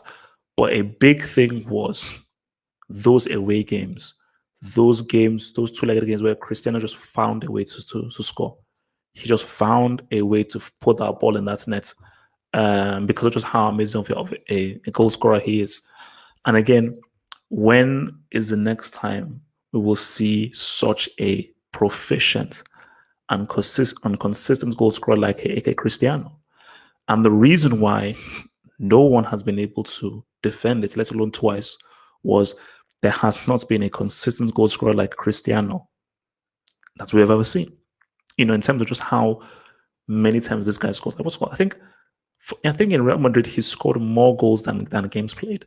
So his goal scoring acumen is just insane, just absolutely insane. So it's hard. Hence why I'd have to say that I don't think I have an answer, because the Cristiano factor is a major factor. And if you take that factor out of it, even if Real Madrid buy Mbappe and they buy Neymar, they win it in one season. Will they defend it? Because will you be able to rely upon Mbappe and Neymar to consistently pull through? Look at what perfect example. Barcelona should have defended their title after 2011. But we saw what happened in 2012. They should have defended their title after 2009. Because the funny thing is that During that stint, everyone says that this is probably the greatest club side of all time, playing dominant football that we've never ever seen. So if the football was so good, you're so dominant, how come you never defended your Champions League title? How come? You know, obviously the teams they lost to the eventual winners, but nobody is talking about that Chelsea 2012 team being the best of anything. And that Inter team was strong, but many people put the Barcelona team as superior to that Inter team. So, and many people would put the Barcelona team as better than the three-peat team. So the thing though is that even if Real Madrid have Neymar and Mbappe, Liverpool, let's say Liverpool gets no Mbappe, they get like a creative playmaker or so forth. They may win in one season. I don't know whether they'll be doing it consecutively, which is why we have to have a serious conversation, which we haven't had. People are ignoring the conversation. People are running away from the conversation because people just don't want to like accept it, or people just want to be like, okay, yeah, they did it. It's like, no. What Real Madrid and Zidane achieved is insane. It's insane. Because you could even talk about 4 and 5, but 3 in a row. Let's see, 3 in a row, and to this day, because Liverpool got knocked out, to this day, no one has still defended their title. So it's a tough one, bro.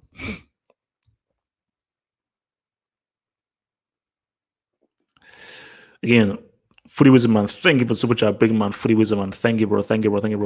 So again, for all those guys sending super chats, I appreciate how you're supporting the show. And even if you don't send super chats, the support from the Football Hut family is second to none. I must thank everyone who turns up for the live chat and gives the boy the support, man. Thoughts on Omar Epps? Loved him in Juice, love him basketball, highlighting and the wood. Also watch Above the Rim with Tupac. Oh no, there's a lot of films I need to watch. Thank you for reminding me. I need to watch Juice. I need to watch Juice. See, Omar Epps is. You see,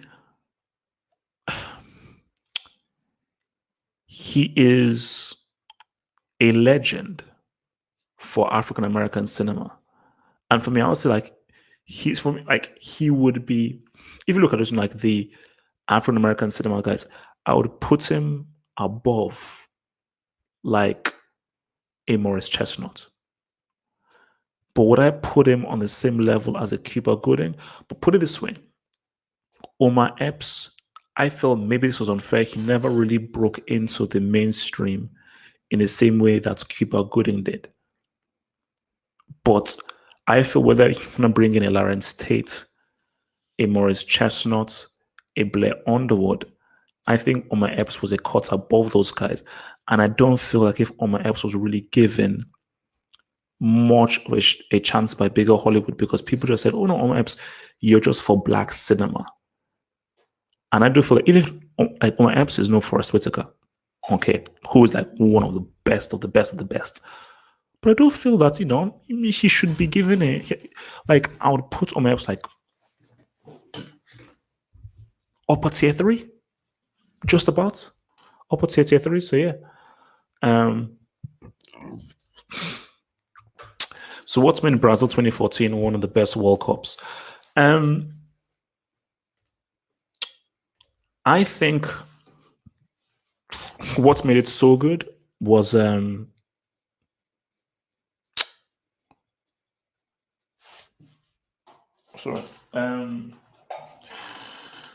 Brazil is the home of football. Now, England may be where it was birthed, England or China, but because Brazil have produced the best players and what Brazil looks like visually, I think that there is very much a kindred spirit when you think of Brazil and the World Cup. So because of the atmosphere, I think that played a major part in it being such a memorable World Cup. And even more than that, there were the quality of the matches. because there was it's Brazil Germany just on its own is the one of the most infamous sporting moments of all time.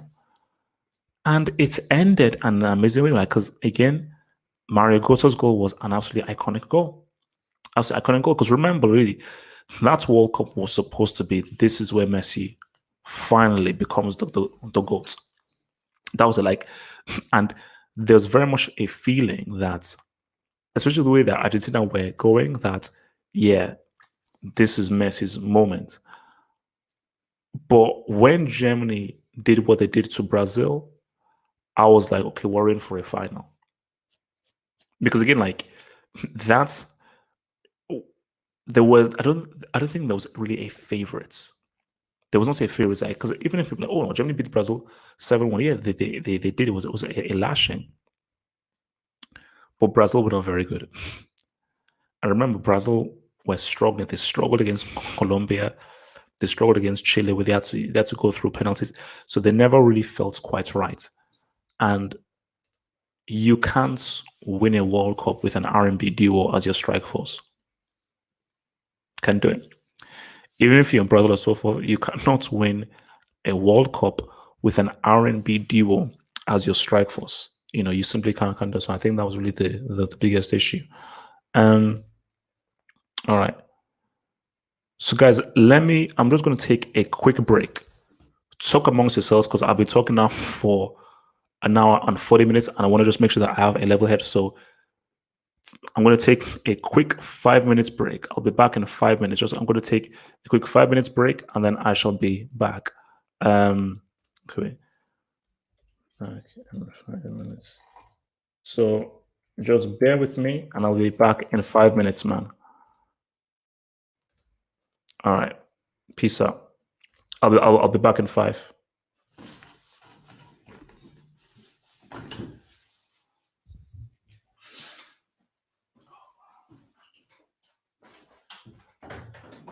Oh wow, shit.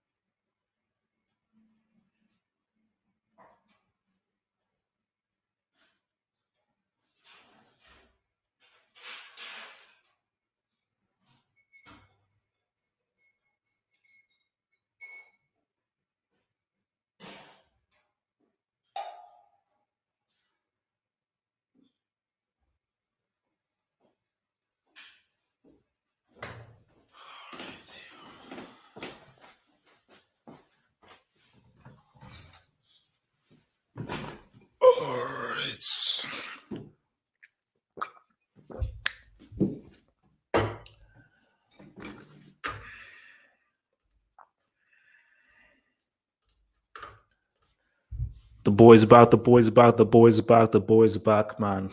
Refreshed, ready to ride, man. The boys back.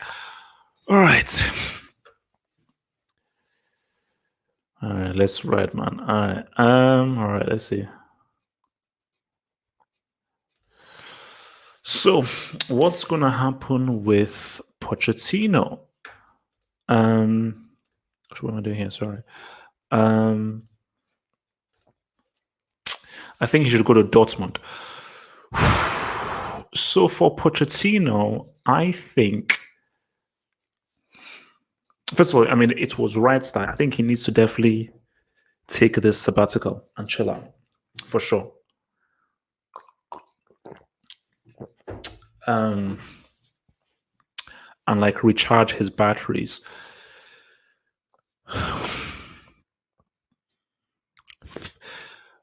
Before the Liverpool game, I would have said Pochettino to Atletico would have been a pretty nice fit.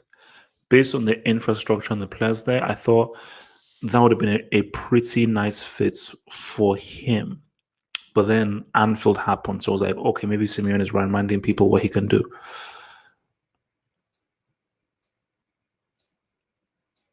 Pochettino wouldn't fit in as Barcelona and the philosophy that they have.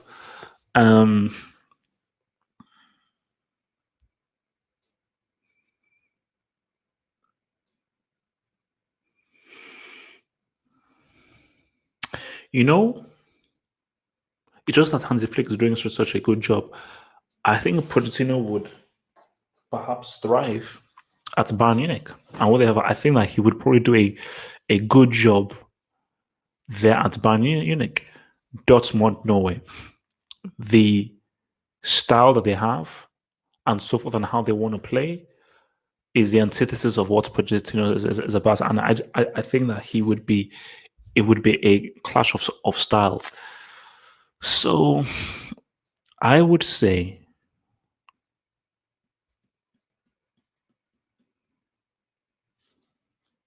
I'm not sure that Arsenal would like him much. No, not because of the whole Tottenham thing. I just don't think that would really be something that would work well.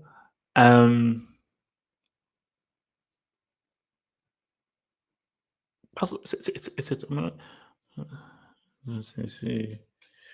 Right. You know what? It is Man United. And I still think it is still Man United. I think Man United is the move. I think Man United is the move. But guys, do you want me to be real? How good is Pochettino really? So should we give him credit because he just made Tottenham compete and he got them to a CL final? Now, did Pochettino get Tottenham to a CL final, or was that Lucas Moura? Was that Heung-min Son? If Tottenham didn't have Harry Kane, would they be doing this well? I question how good of a manager Pochettino is. That's what I'm saying. Okay, that's what I said. I question, and I don't know how much credit I can give his Tottenham for just we reached a CL final. I don't know how they did so. They reached the CL final, and you embarrassed yourselves, and you embarrassed yourselves in the CL final. So it is the worst CL final of all time. But even when you got to the CL final, you embarrassed yourself. So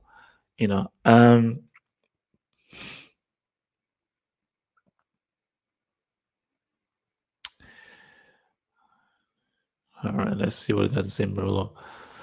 So Rodney with the super chat, bro. If Newcastle gets Saudi money, should they get Poch? Now that's interesting. That is interesting.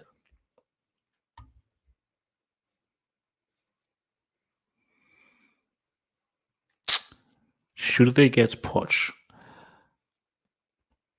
You see, the thing, Newcastle should have never sacked Rafa.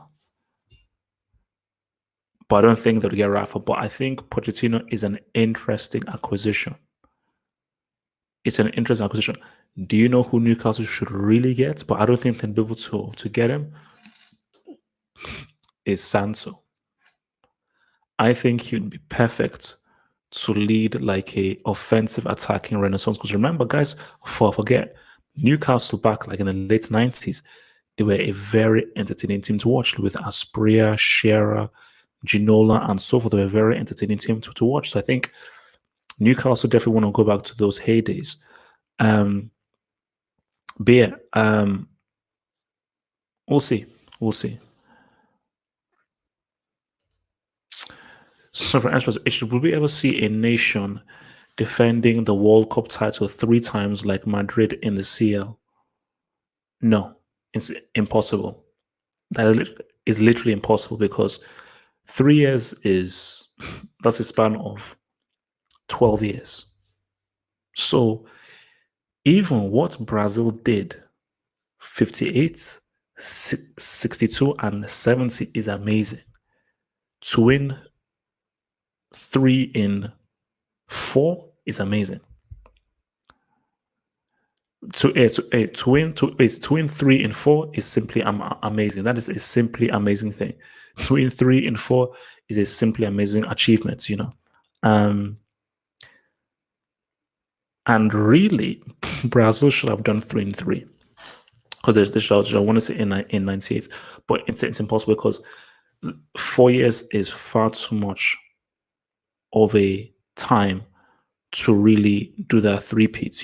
I think someone here mentioned what Spain did. It's not the same. Although Spain defending the European crown is huge. It is huge. And Spain winning 3 international titles in a row, that is an amazing achievement. But I think, because for me, like the World Cup is far more difficult to win than the Euros. Simply, it's like, I remember they won the Euros before the 2016 format. So that was the Euros with you playing one less game because you went from the group stage to the quarterfinals. But the World Cup is the most difficult competition to win. The World Cup is extremely hard. It is an extremely hard competition. So based on its difficulty and how the gap between each edition, it's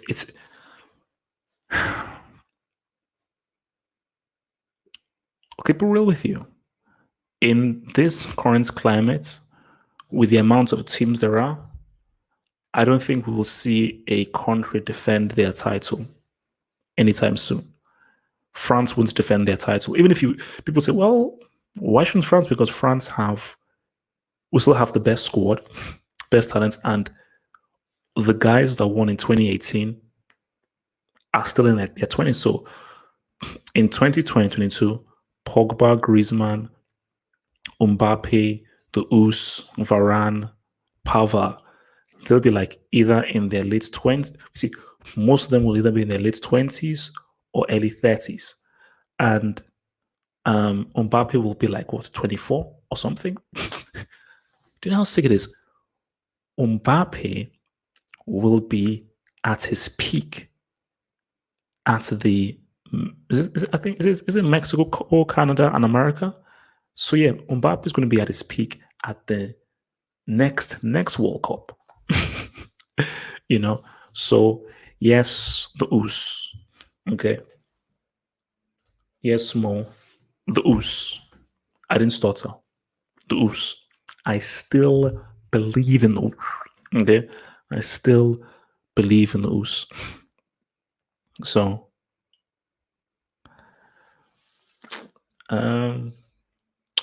Belgium last chance in 2022. Yes. It's that will be their last chance. It's going to be in 2022. It's going to be their last chance because Zad, Mertens, De Bruyne,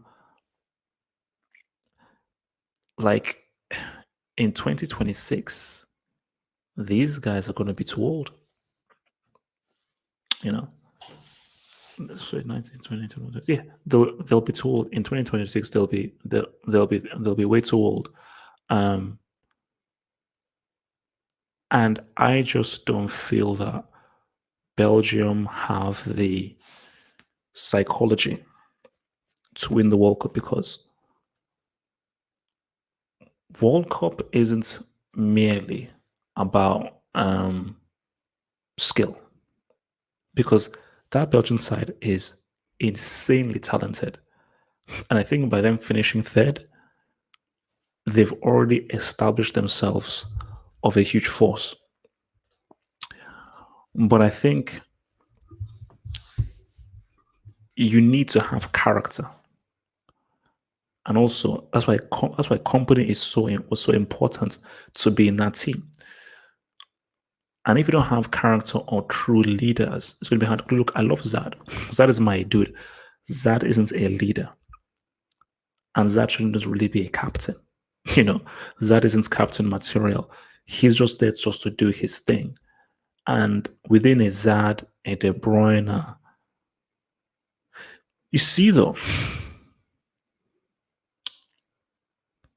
people can say all they want about teams. People can say all they want about teams, but teams, I think, has great leadership qualities. You know, because remember, like, what was it called? I think it was the Brazil game. It was the Brazil. It was the Brazil game where he gave the team talk. So you say, wait, how come dude is giving the team talk? Because he was gonna go, everyone in a huddle give the team talk. Which is why I say sometimes the captain isn't really the captain. The real leader of France is Pogba. You know, the real leader of Croatia is Mandzukic. The real leader of Belgium is Lukaku. You know, like Lloris is just a face. You know, he's just a face. But the real captain leader of France is Pogba. That is the guy that he's the most respected. He's the guy that comes with leadership. He's friends with everyone. Everyone looks up to him. So he's the real actual leader of the team. So, but to win a World Cup, you need a leader. And you need character. You can't win it without character. It's impossible. Impossible. You know, it's like, very simply, the reason why Spain beat Holland is Spain wanted it more. And Holland will never win a World Cup because they simply don't want it enough. You know, they may act like they do, but the issue with Holland has always been that they don't. How do you lose 2 World Cup finals in a row? 74 and 78. How? And you've lost 3 World Cup finals? Man. So let me see what goes in. So,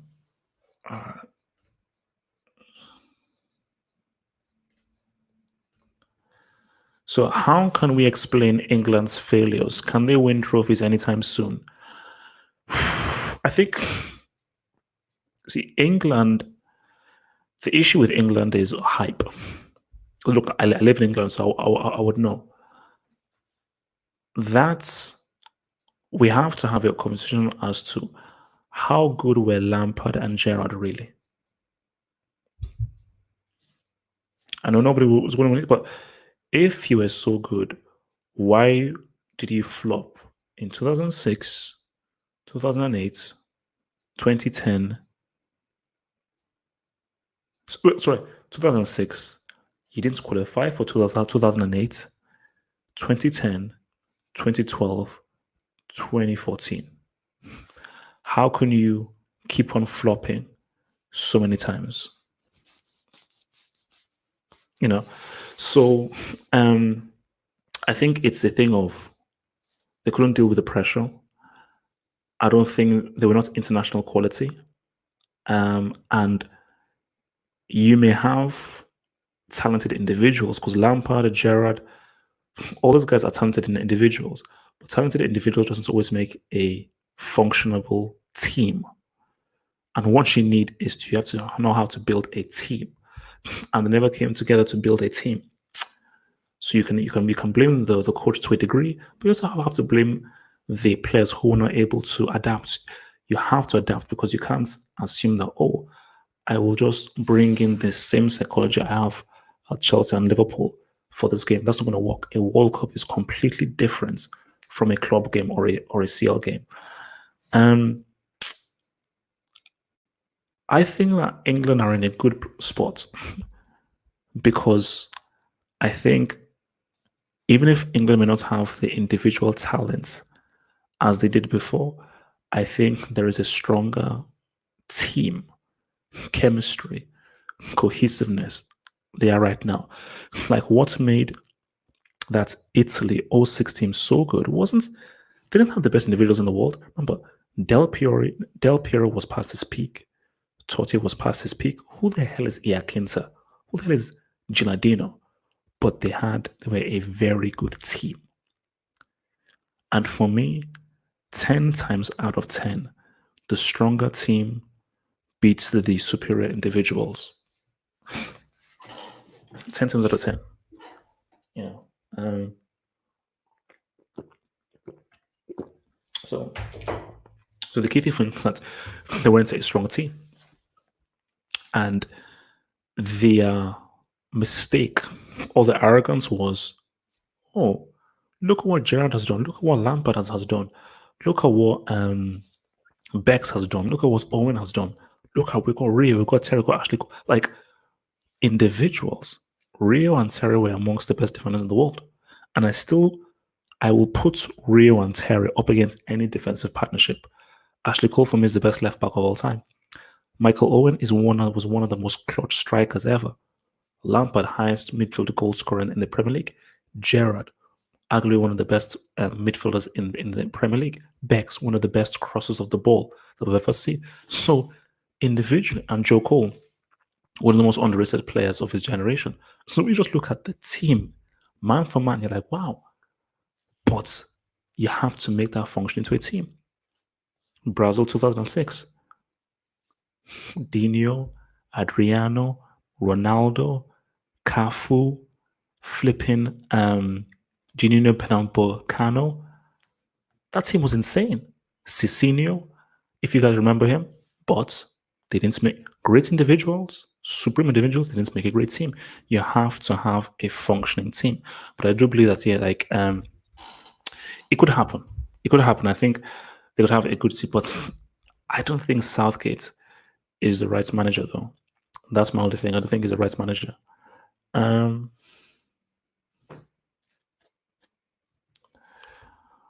right, let's see what I've missed.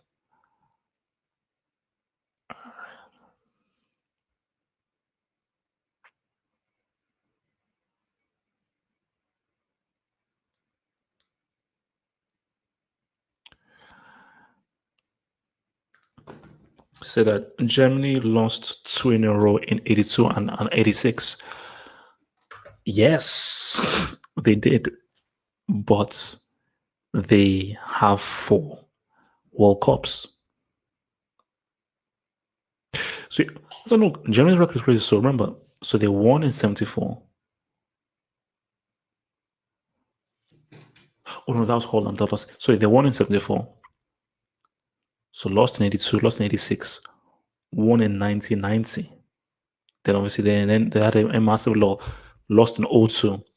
So I think Germany may have the best record. Just overall, I think Germany may actually have the best record at World Cups in terms of performance, of how well they've did and how far they've gotten overall.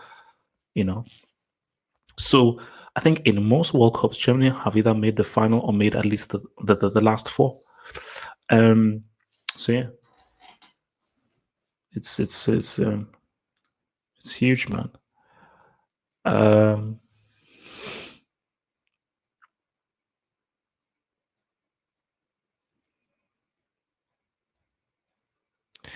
right, let's see if from somebody who hasn't come up against.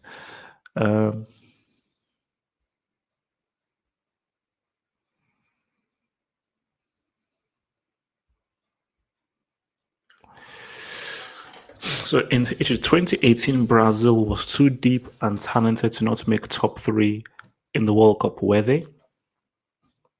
Were they? Are you calling Coutinho world class? Gabriel Jesus was too young. The Gabriel Jesus of now is far better than the Gabriel Jesus of then. And remember, Brazil have always had a striker who has been amongst one of the best in the world when they've won a World Cup. 58, Pele. 62, Pele was still there. He was skipped, but he was still there. 70, Pele. 94, Romario. 02, Ronaldo. You know, 06, quality team. I always say that Adriano was overrated. Ronaldo lost me 5 pounds. He turned up overweight. 2014, the R&B duo. 2018, are you going to put 20? See, I still say Jesus can say what's up in the future. Okay. I still believe in Jesus and what he can do. So I said Jesus can only say what's up in the future. Are we going to now say, are we not going to say Jesus of 2018 is in the level of Romario, like peak Romario, peak Ronaldo, peak Pele? Come on. Like, I thought Brazil would beat Belgium. But I wasn't shocked that they lost to Belgium. It wasn't a shock. It was it was a great game, an absolutely phenomenal game. But I wasn't shocked that they lost because that Belgium team was very good. And can we say this is Brazil's golden generation? Brazil will always be talented and everything. But are we saying this is Brazil's golden generation? No, it isn't really. It's a very good team. It isn't the 98 team. You know? It isn't the 98 team or the 1970 team. Like, those are their best teams, the 1970 team and the 1998 team. Because, sorry, the Brazil's best team, in my view, is between the 70 team or the 98 team. The 98 team was far better than the 02 team. Far better. So yeah. You know. All right, let's see what else you guys are saying, man. Bro, that save was insane because that was going in. That save was going in, man.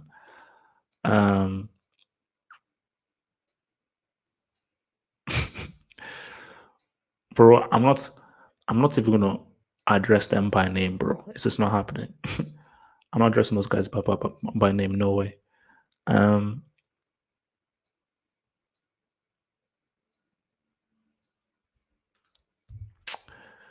So, thoughts on 48 teams in the 2026 World Cup? Stupid. Completely and utterly stupid because this is just greed. And greed is bad. Okay.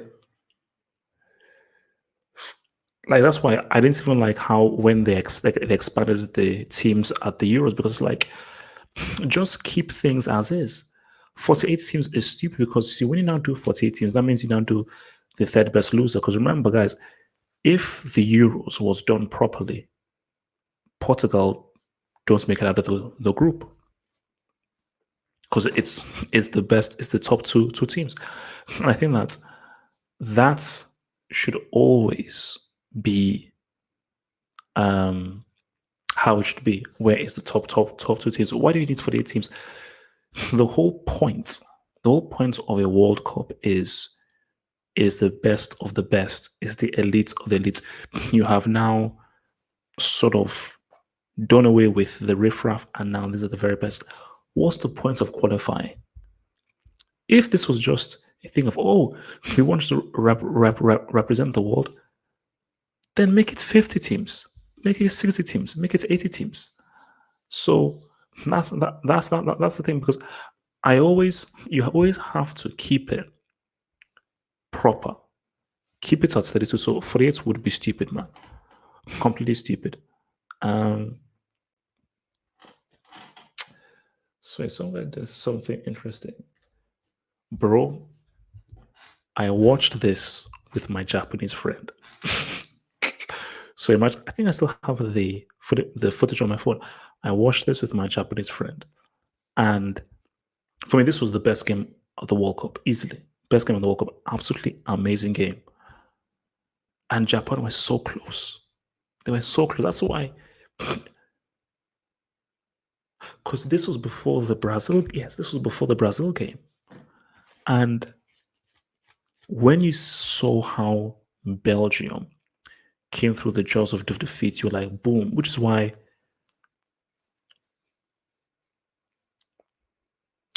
like Belgium could have won the World Cup, man. If Belgium had come through France, they win the World Cup. You know, if they because that Belgium France game was weird. It was a weird game, and I think that it's weird. Like, see, that game suited Didier Deschamps and how he wanted his team to play, which is about consolidation. We don't want to be exciting, and everything is about consolidation. And Belgium fell into France's trap. Like Deschamps was like, boom, all we need to do is just get a goal. Let's get this goal and we'll just hold them and defend them, you know. But it's like, see, Belgium want to play an opening game. Remember, this is Martinez, and Japan allowed them to play an opening game. You see, if Japan had the French defense, Japan will win that game. Because all Japan had to do was keep the ball, slow the game down, make stops, make fouls, and make the game bitty. But as because they kept the game open, it always gave Belgium a chance, because that Belgium team is make it an opening game, we have a chance. France were like, no way in hell we'll make this an opening game. We're going to make this a stop-start, boring, iffy game. We're going to put 2-3 men on a hazard, and we're just going to just force you into. That's like at a point near the end of the game, long ball. Varane, like Varane was big. Varane was big in that tournament, bro. Varane was big, you know. No. But that Belgium Japan game was, whew, that Belgium Japan game was awesome. Awesome. Saeed, what do you know? I can't watch that game again. I can't. Like you see, like for me, like I feel that look, I owe people the UV Real Madrid post-match analysis. Like I owe them that. Like, look, I hold my hands up. I owe people that full-on post-match analysis to fully view that game. I'm never watching that. Like same thing. Like I'm never watching the Nigeria Denmark game from '98. There's nothing to analyze. Like, to analyze something is okay. This is where they did well. This is where they did bad. Okay, they could have improved it. That was a shakedown. How do you analyze a shakedown? Like, how do you even begin to analyze a shakedown? They got smacked. They got smacked up. Okay, they got racked. Okay, they got racked. So it's like, I mean, that was, you see, the only way Brazil can get past that, cause I really feel like if there's a, because I believe in hexes, you know, I believe in juju, I believe in like sorcery. I believe there is a German juju hex on Brazil, and the only way that Brazil can get rid of it is if they win the World Cup. So I believe the reason why Brazil didn't lose to Belgium because of Belgium, they lost to them because of that game. Because that was so bad what happened that it may take a bro, it may take 20 years for Brazil to recover. Like, I think Brazil they're still affected by it.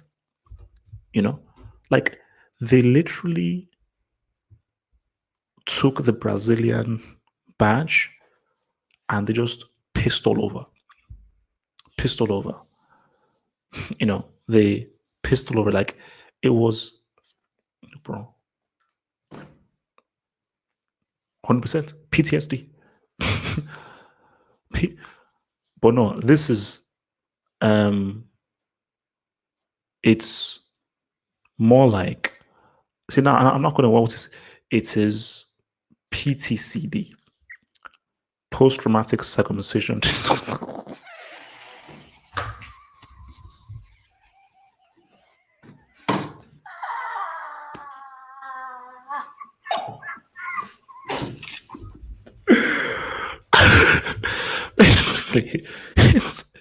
it's because like I'm not sure what because it's a 6-goal swing. Because I didn't put it some. I think a 6-goal swing is a circumcision.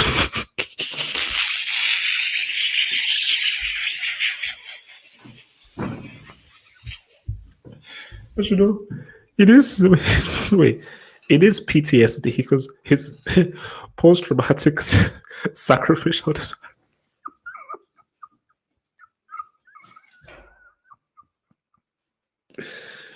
Oh man.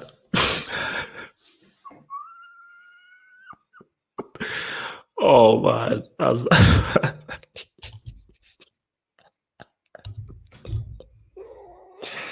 I'm stupid, man. I'm stupid, man. I'm stupid, man. Okay, so how about no. Yes. Yes. Chelsea Barca, yes.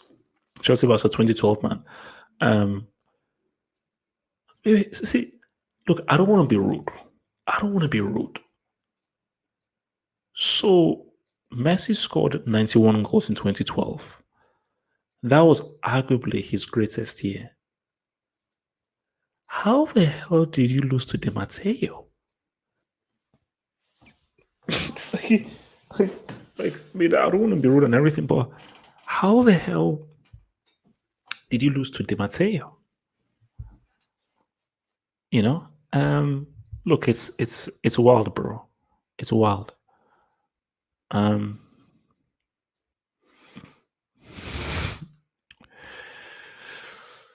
So will you rank Mbappe above Messi and CR7 if he wins another World Cup, Euros, CL, and a Major League title, Premier League, for example?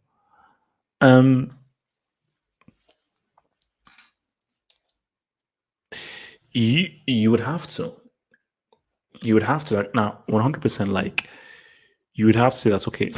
In terms of consistency, Mbappe has not been as consistent as Cristiano and Messi has.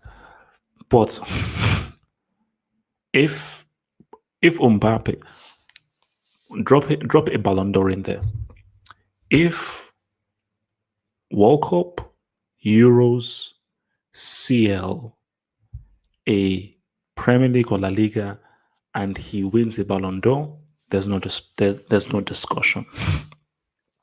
There's no discussion because, guys, he scored in a World Cup final. He scored in, guys. That's a big.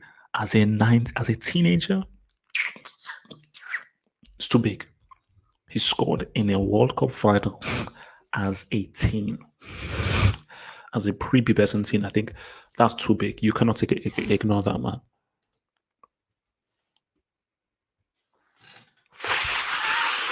I like this one. I love this one.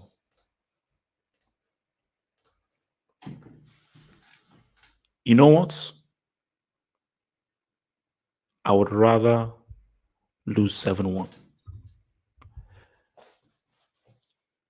That's a Samoa thing has to be one of the most.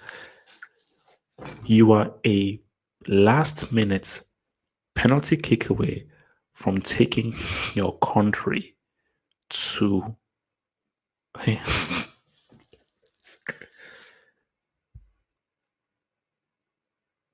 Do you know that Brazil were baptized after 30 minutes? Do you know Brazil were baptized after 20 minutes in a World Cup semi-final? Because just think, Brazil, 5-time winning Brazil were baptized after 30 minutes in a World Cup semi-final on their home patch. Look, man, Germany are wicked. No, but for me, easily, I'd rather lose 7-1 because 7-1 is that by the time it's 5-0, it's over. So it's like an elongated moment, and you're like, you know what? We've just been smacked up. It's embarrassing. It's disgraceful. It is what it is. Asamoah Gyan will be haunted by that for the rest of his life. He will be haunted by that by the rest of his entire life. Because it's a particular moment. 7-1 is over 90 minutes. For Gyan, it's that moment. It was a penalty. I mean, it was a penalty. You had a penalty.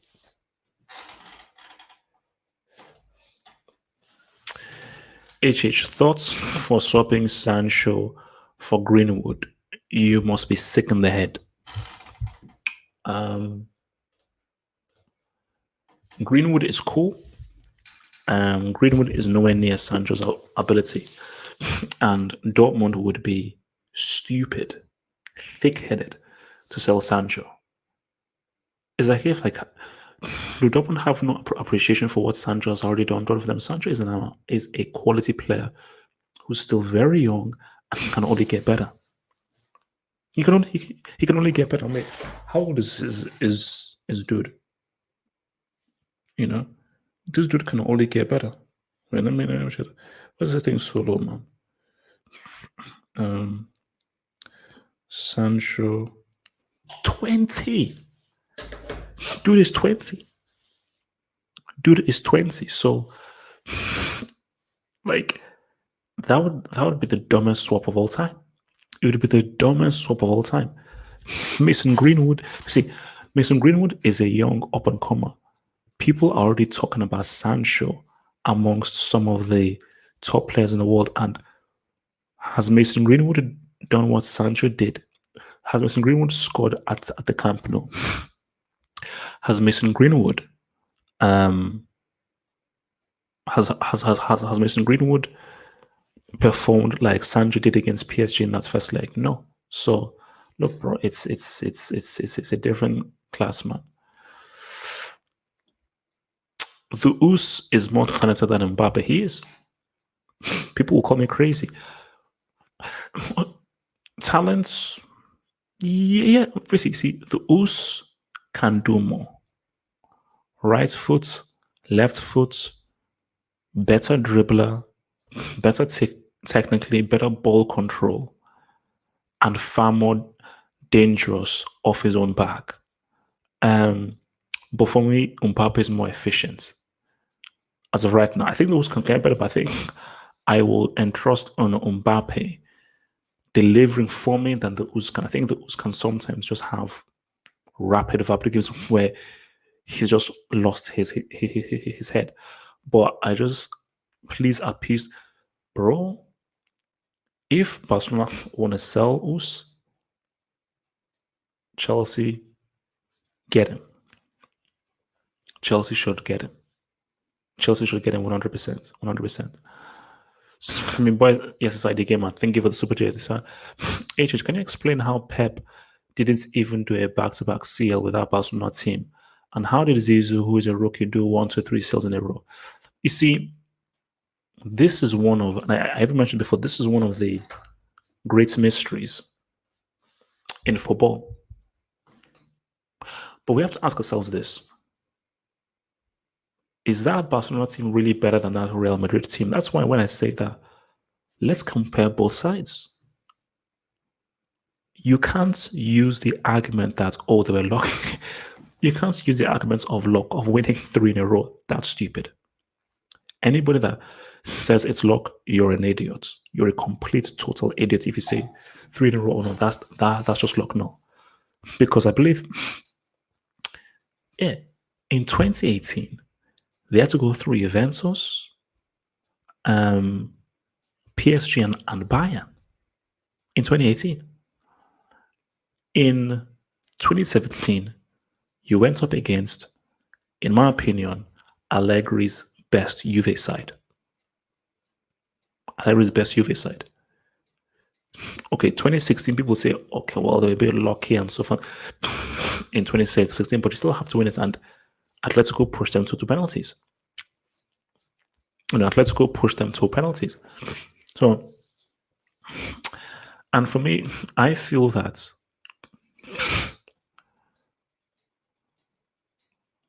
that is why we have to give Cristiano his credit. Because Cristiano was like a cheat code away from home. Because as good as that Barcelona side was, there wasn't a dude who you could look to and say, bro, do something. We need a goal. Because it was very systemic. So in 2010, remember, Inter were down to 10 men. So because of that loser Busquets who sent off Thiago Motta. So it was like, bro, we're here. Boom. So how, remember, that was early on in the first half. So for about 70 something minutes, Barcelona at home, defending champions, all they had to do was just break this. All they needed to do was just score 2 goals. 2 goals. And they couldn't. With a one-man advantage. 2012, again, it's like they hit the bar, they went here and everything. It's like, ooh, did Messi miss a penalty in 2012? Or was that another one? Or maybe it wasn't. Did he miss a penalty? I don't know. Maybe it was another one. But again, 2012, you're going up against a vastly inferior Chelsea side. Vastly inferior, coached by a semi-break. Let's be real. Di Matteo, I love him. He was a semi-break. So you have to really be like, whoa. Like, Real Madrid never had, like, for them to win those 3 seals, they had to at least beat one tough opponent. 2016, it's Atletico Madrid, which were a very tough side, who defeated Bayern to get there. Yeah, defeated Bayern to get there, a very good Bayern side. And Atletico was so tough, they took them to penalties. So Real Madrid couldn't beat them in 120. 2017, that Juve side was no joke. That Juve side was no joke. And they gave them 4. 2018, they faced every big dog. So we have to have a conversation, man. We have to have this conversation. We simply have to. So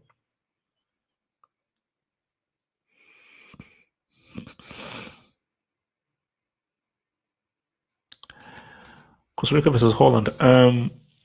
Is this from 2014? From which? Oh, he did. That's why he was crying. Yeah, that's why he was crying. So did you know that Zad had 22 G22 assists for Lille at 19 in front of our games when the league was decent, but didn't get any hype? No, look, it's like Zad is supremely talented, but it's like, for me, those are great numbers. Let's just keep it. Those are great numbers, but even I'm one of the biggest Zad fans out there, I would still be saying, like, man, Zad, do it now in a major league. You said the league was decent. Yeah, like League On has never been seen as a major. The last time you would say League On was a major league was probably like early 90s during the days of Marseille. When Marseille won this, I think the last time a French team won the CL was like early 90s. So, but I think those numbers showed just how good this guy was and how good he could do. And it's the same, man. Hazard in this team, bruh.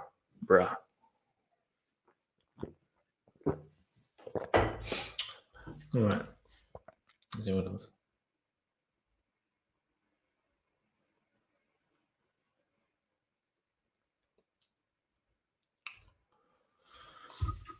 So Barcelona won at least a double every season in Pep's time, including a treble. Zidane only won the double once. It's tricky to separate the two. That's why it's a great conversation. It's a great conversation because is a team better because they've won more trophies consistently, or is a team better because they've won the bigger trophy? I don't know the answer. The Champions League is the bigger trophy. It's a trophy that everybody wants to win. Of course, people would want to win their league titles and everything. But if you ask any player, if you could only have one trophy, a league title, a domestic cup, or the Champions League, 10 times out of 10, unless they're mad, they'll choose the Champions League. So unless they're mad or they're a hardcore Liverpool fan, they will always choose the Champions League. So it's because it depends. Because again, like if you've won more trophies, surely that just shows how much more consistent of a team you are. Because you just say, oh, well, you just turn up for the Champions League. Because again, for Real Madrid, 2 league titles in like 10 years, that's bad. That's bad. And some will argue that it is a mark of a greater team if they can win a domestic title than the finite situation of a knockout competition like a Champions League. I don't have the answer. I don't have the answer because both are great feats of what the amount of trophies Pep won in such a short space of time and winning 3 Champions Leagues in a row. So it's both are great, amazing feats that I don't think will be repeated anytime soon.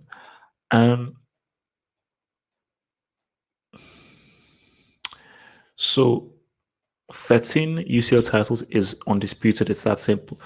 No, look, man,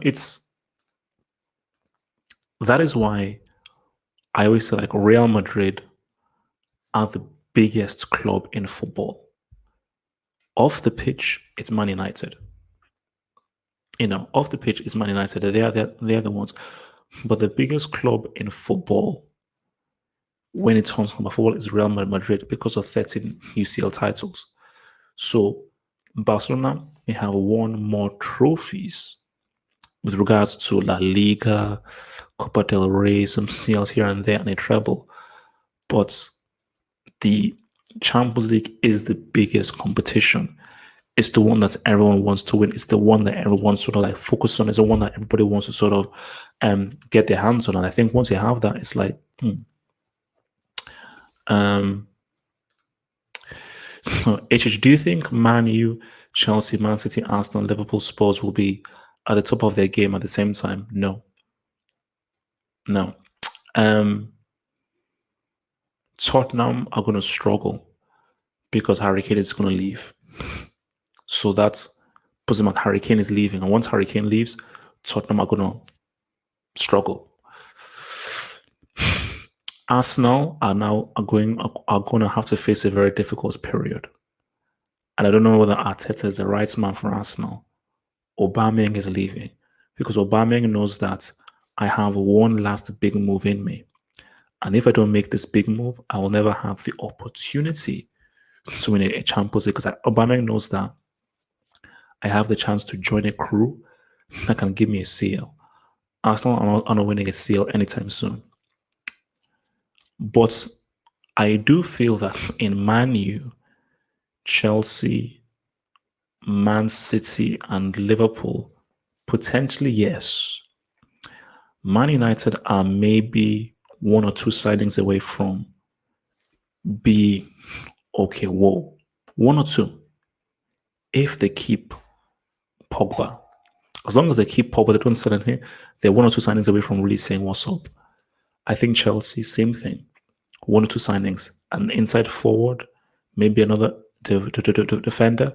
Chelsea are sort of now back to say, okay, we can now say what's up. So I think it's possible, man.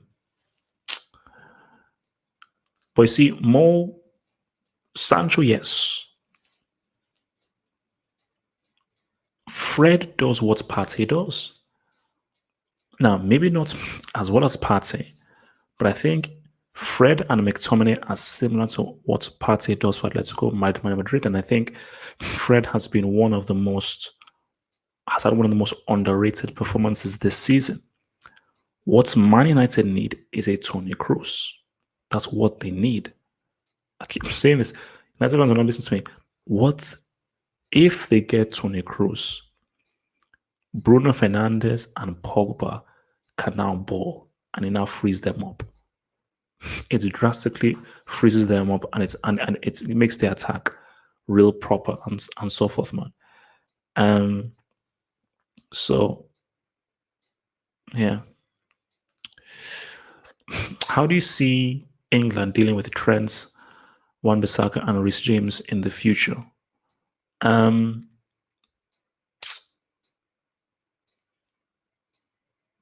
Interesting. You see, the difficulty of this is that the system that is played by England is drastically different from this. I don't think Southgate is the right coach to get the best out of Reece James, Wan-Bissaka, and Trent. For England's system and how they play, I feel that a Wan-Bissaka would probably be more useful because Southgate is a pragmatist. He's not an attacking coach.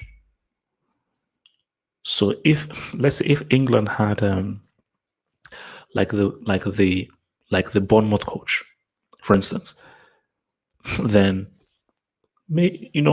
then that was more attacking, and maybe a Trent would work well. But it's going to be tough, man.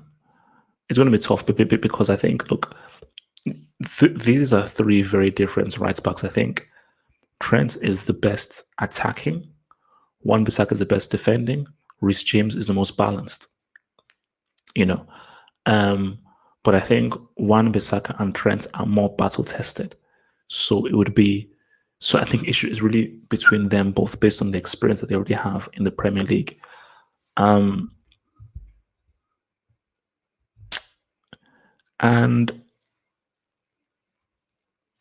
I just think one is down to Southgate because I see the players that England have, they need a offensive coach to get the best out of them. And I don't think that Southgate has the right psychology to get the best out of the team, personally, man. So it's all the dependence, man.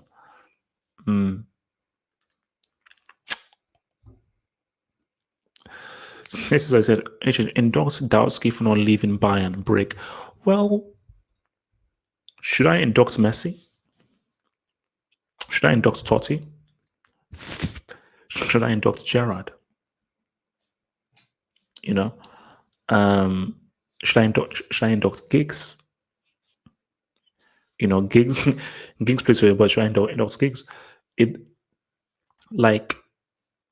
I don't remember, and it's one of those things of where, why should he leave Bayern Munich? For a reason, like Bayern Munich are still one of the top clubs in the world, one of the best clubs in the world. he's guaranteed a starting place, and every season they're always in a very good position to win the Champions League. And because remember, there was a time where he wanted to go to Real Madrid, but I think Real Madrid didn't even want him.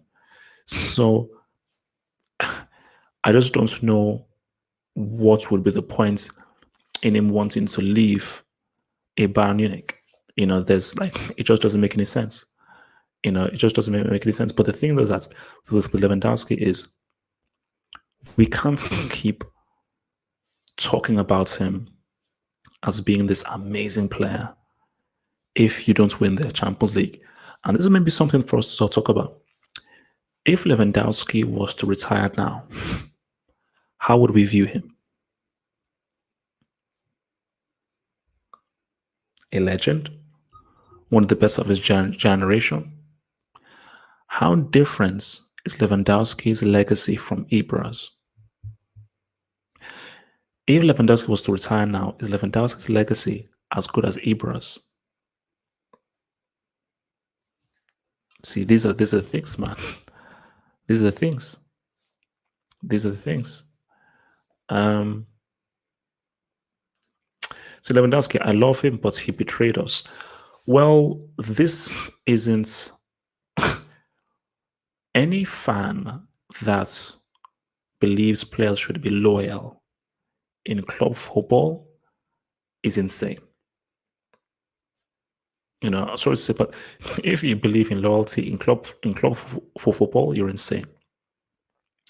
There is no, and I think I think Pele even said it better. Pele said that club for football, one season a player is kissing one badge, next season he's kissing the other badge. So it's just like there's no loyalty at all in club football. There's none. So you have like a Gerrard, Totti, Maldini is very rare. You can name on one hand the legends who stayed at one club their entire career. On one hand. So what is it? Gerrard, Maldini, Totti. Remember, Del Piero moved to that Australian team. De Rossi is at Boca Juniors. Roy Keane moves, I think, Nottingham Forest. Lamb. I think Khan as well. I think Khan may have actually stayed in the one team. So it's very rare. Like one club mentions are very rare. The only time he went to a CL final was for Dortmund. There you go. There you go.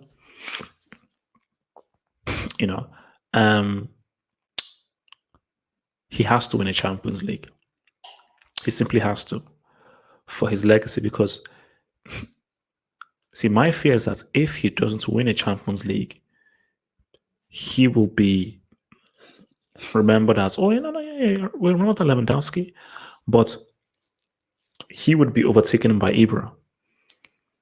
So people will remember Ibra more fondly than him based on Ibra's impact and what he did for the game. So that's the issue. Oh, he did, didn't he? He went to the MLS. He went to the MLS, yeah.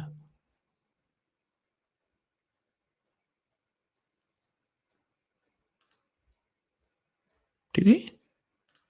Wait. Let me check this out. It's like he played for Stuttgart. Wait.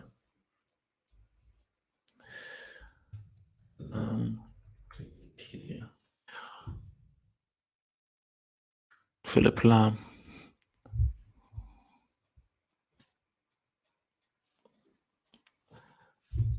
Guys, it's loan. Really? Loan. You see, loan doesn't count, man. Loan doesn't count. Loan isn't count. No. Sean, this is what you don't understand. It's about history. History will remember Ibra far more fondly than Lewandowski because history won't look at, oh, remember like the goals that Lewandowski scored or his 4 goals or what he does in the game. The history won't look at, oh, Lewandowski ability wise, because I think Lewandowski is a better footballer and has better ability. All they'll know is Ibra succeeded in Italy, Holland, France, and Spain, and won league titles in all of these different places. And they look at all the kinds of goals he scored, the Ovieso's kick, the scorpion kick, the free kicks, the long ranges, and so forth. And they'll say, oh, no, this guy was better. All Lewandowski will have is the 4 goals in the CL semi and the 5 goals in 10 minutes. And that's it. And that's it. The 5 goals in 10 minutes and the CL semi. But apart from that, so Ibra would be remembered far more fondly,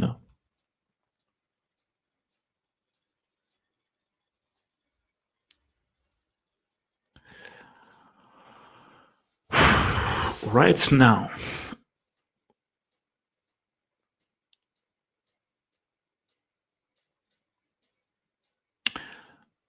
Lewandowski is still the better player. See, if you're doing it right now, Lewandowski is still the better player. And I'd say he's still the more lethal striker. I'll still say Lewandowski is still a better player and a lethal striker. And the key thing is, there is always the whole thing of like, he can still win the Champions League. Ibra, boom, like, that's now gone. Also, look at the teams that Ibra played for. Because Lewandowski could say that, puts me in that Juventus team or that Inter Milan team, I think I can help them win a Champions League. With peak Mourinho and these peak dudes, I think I can win something. So, yeah.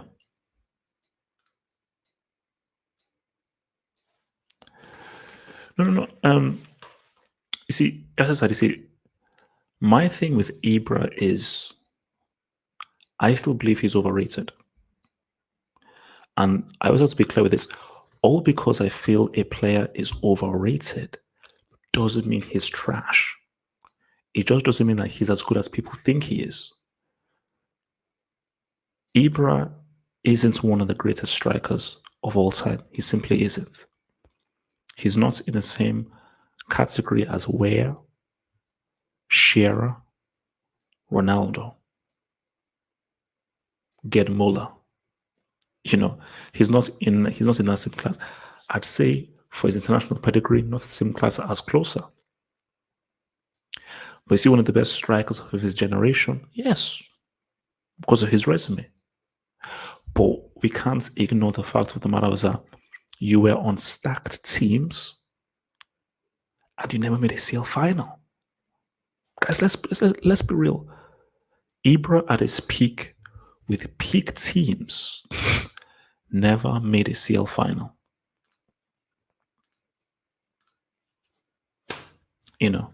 So, like, I mean, what can we say about that?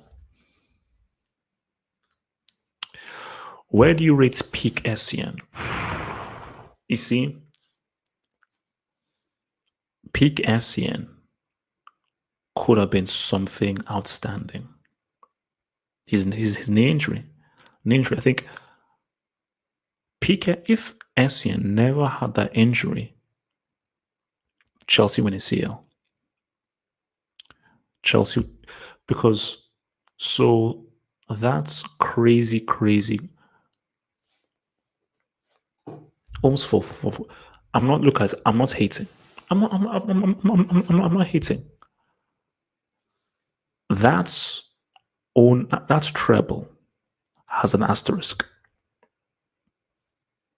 You see, Inter's treble clean, Bayern's treble clean, United's treble clean. That's Barca 09 treble isn't clean. It's not a clean treble. See, the Barca 2015 clean. That's it's not clean because the crazy thing is that first of all, people forget about how amazing Essien goal was. But Chelsea were denied like 3 penalties. It's like, and it was so bad that the referee retired afterwards. Like they were denied 3 penalties. So that was one of the most messed up games ever.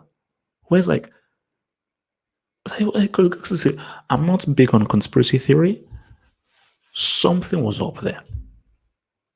Something was up in that. Something just was up.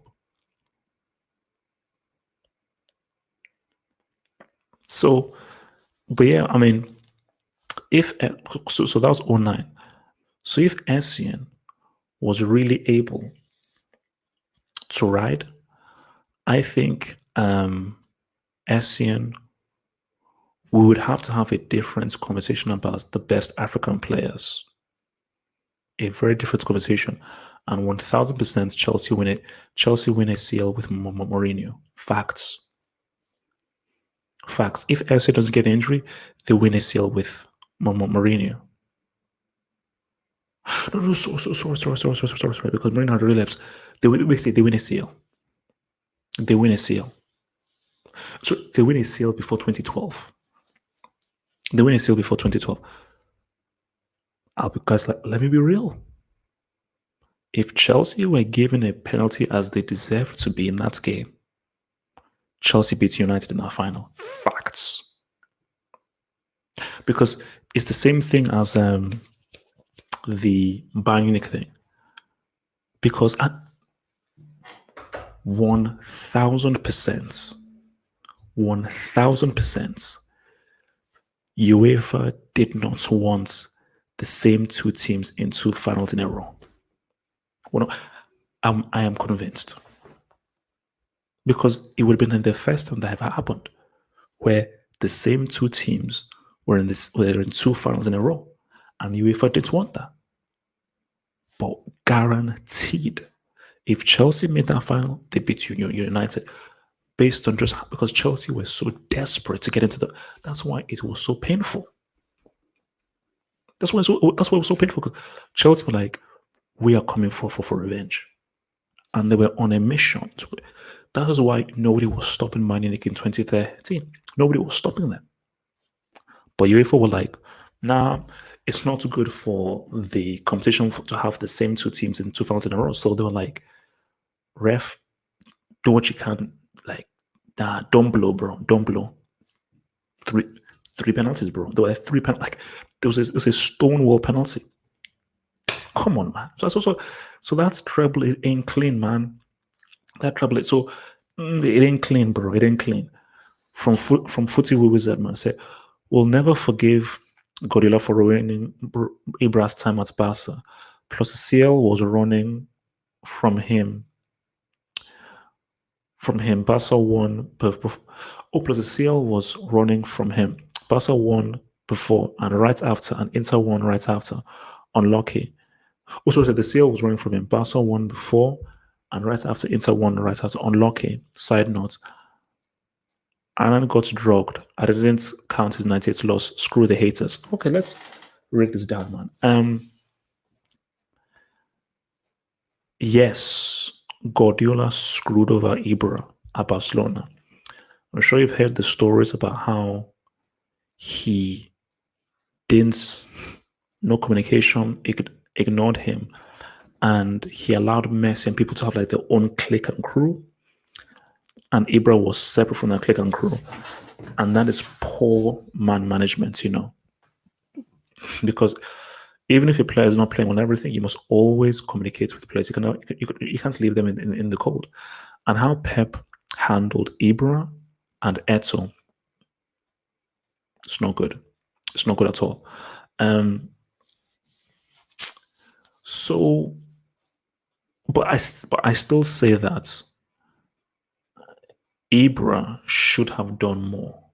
You see, for me, Ibra Barcelona was a bad fit. That was a bad fit, and it never worked. For Inter and Juventus, those were the teams. And I don't know how I can explain how the season Ibra leaves, they win. Even more so, Eto goes the other way, and Eto plays a critical role in them winning that CL. That says to me that Eto was much a more effective player than Ibra was, specifically for Mourinho. And look, maybe at another stream we will discuss that 98 final, because I remember watching that. That's what, because R9 was like a hero to me. He was literally like my idol. And something was up, because France weren't that great in '98. They were just winning, but they were not great. That Brazil '98 team was outstanding, and the two best teams of that World Cup were Brazil and Holland, because a fully fit R9, Brazil win. Now, I don't want to go into conspiracy theories, but not saying anything. All I'm saying is this: there is a video where the French defenders were terrified of R9. This was on France's home soil. France were vastly inferior to Brazil, who were defending champions, and this was an incredibly good 98 team. So going into the final, Brazil were heavy favorites, because Brazil's toughest game was Holland. They knew that, okay, Holland, because that Holland team was crazy. So they knew, okay, this is going to be tough.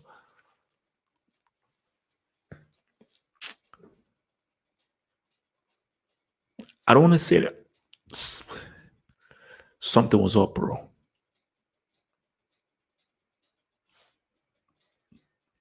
Did France do something and be like, look, man, we have, because if we allow this kid to come in fresh in this final, look, man, I don't know, man. I don't know, man. It's I don't know.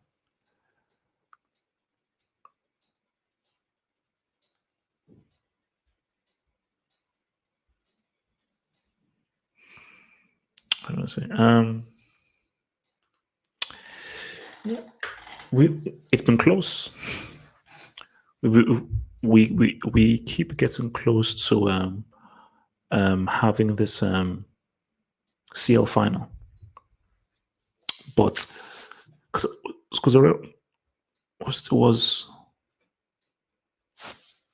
2012. I think 2012 was the one where they were like, this is it.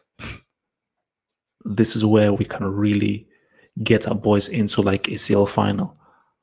And remember, it was penalties by Real Madrid and that craziness. But I think, remember, see, 2012 was 2012 was Messi's crazy year and Cristiano's big year. So 2012 was where we will finally have an El Clasico final, and trust me, UEFA wanted that. They didn't want Chelsea Bayern. UEFA did not want Chelsea Bayern, but it was at the Allianz Arena. But I just think that, basically, going into those things, it seemed to me that it would be Bayern, Barcelona. That's just what it seems to be. It seems like, okay, this is going to be Bayern against Barcelona, which would have been a pretty crazy final. And I don't know who wins that. I don't know who wins that, but that would have been a pretty crazy final. But the thing though is, yeah, Chelsea just had all their ideas. Will we ever see an El Clasico final in the CL? That was the best chance. Messi's a lot older, Barcelona are a lot worse. No Javi, no in. Whenever we see, not now. I don't think we're ever going to see one for at least a long time. You know, because Real Madrid are not sniffing a CL final anytime soon. So that was the best chance. You know, and I think like Liverpool, Juventus are just more compact and are in a better position. than all those other guys are, man. I think I'm gonna say that never try and force it. If you force things in life, it doesn't happen. There was such a desperation and a push by the media and UEFA of the El Clasico final that it was never going to happen. Because look, you still have to roll through, man. How good can Martial be? I'm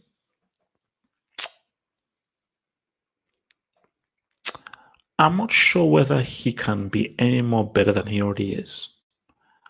Now I feel like he could have been truly outstanding, like to the next flipping level. I thought, like, okay, this guy can be truly outstanding, but I think he may have. I think he may have hit his peak personally. I think he may have hit his peak, man. Why did Ronaldinho flop at the 06 World Cup? So if you remember, Ronaldinho wasn't very good in the 06 CL final. He was okay, but he was not very, very good. I think the right team wasn't picked. It was just literally, look at all the talent that we have. Look, I'm the biggest Ronaldo fan in the world. Ronaldo shouldn't have been picked for that squad. And see, I get why they're taking, because it's flipping Ronaldo. It's flipping Ronaldo. I look at what he did in 02.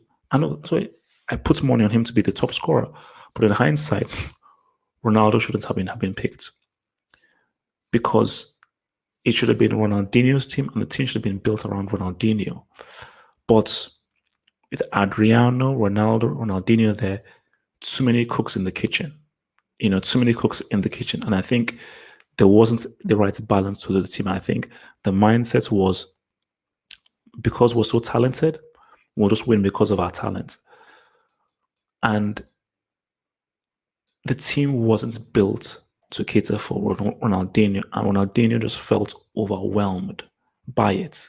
So there wasn't a particular direction. It was just a case of, like, we just have the talent. So when they faced France just had, look, Dominic is on the road. So please don't make it road.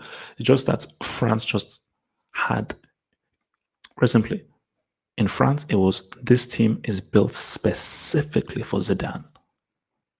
It is built specifically for Zidane, and it is catered specifically for Zidane and for his platform for him to express himself. For Brazil, who was the team built for? Who was it built around? Like in 98, that team was really built to cater for Ronaldo. In 02, it was built to cater for Ronaldo as well. In 06, there was confusion. Are we building it for Ronaldinho? Are we building it for a Ronaldo? Because if we're building it for a Ronaldo, is he really in the right physical shape and state of mind for it to happen? Because he already has his World Cup in 02. If we're building it for a Ronaldinho, there is no space for a Ronaldo here based on the shape that he's in. So, yeah, there was just like a confusion. Which I just say, like, it's not about talent, man. It's not about talent. It's about what. It's about building a team. The team always comes first before individual talent. Guys, it's been swell. We did this for 3 hours, man. 3 flipping hours of answering questions. Hope you enjoyed yourself. So, guys, remember, guys, every Friday is the Q&A. Every Friday from 10 BST is the Q&A. Hopefully, I tried to answer all your questions. If I didn't answer your question, I'm sorry. I tried to answer as many as I could and everything, But yeah, look, man, we'll be back here tomorrow for the Saturday hangout, man. So go for 4HH. I need to eat, bro. But yeah, we'll be back here tomorrow for the Saturday hangout. I'm back here on Sunday for the other one as well. But yeah, look, man, we'll do our thing, because tomorrow is fun. Tomorrow is fun. So peace out, stay true, stay real. I'm out. Peace.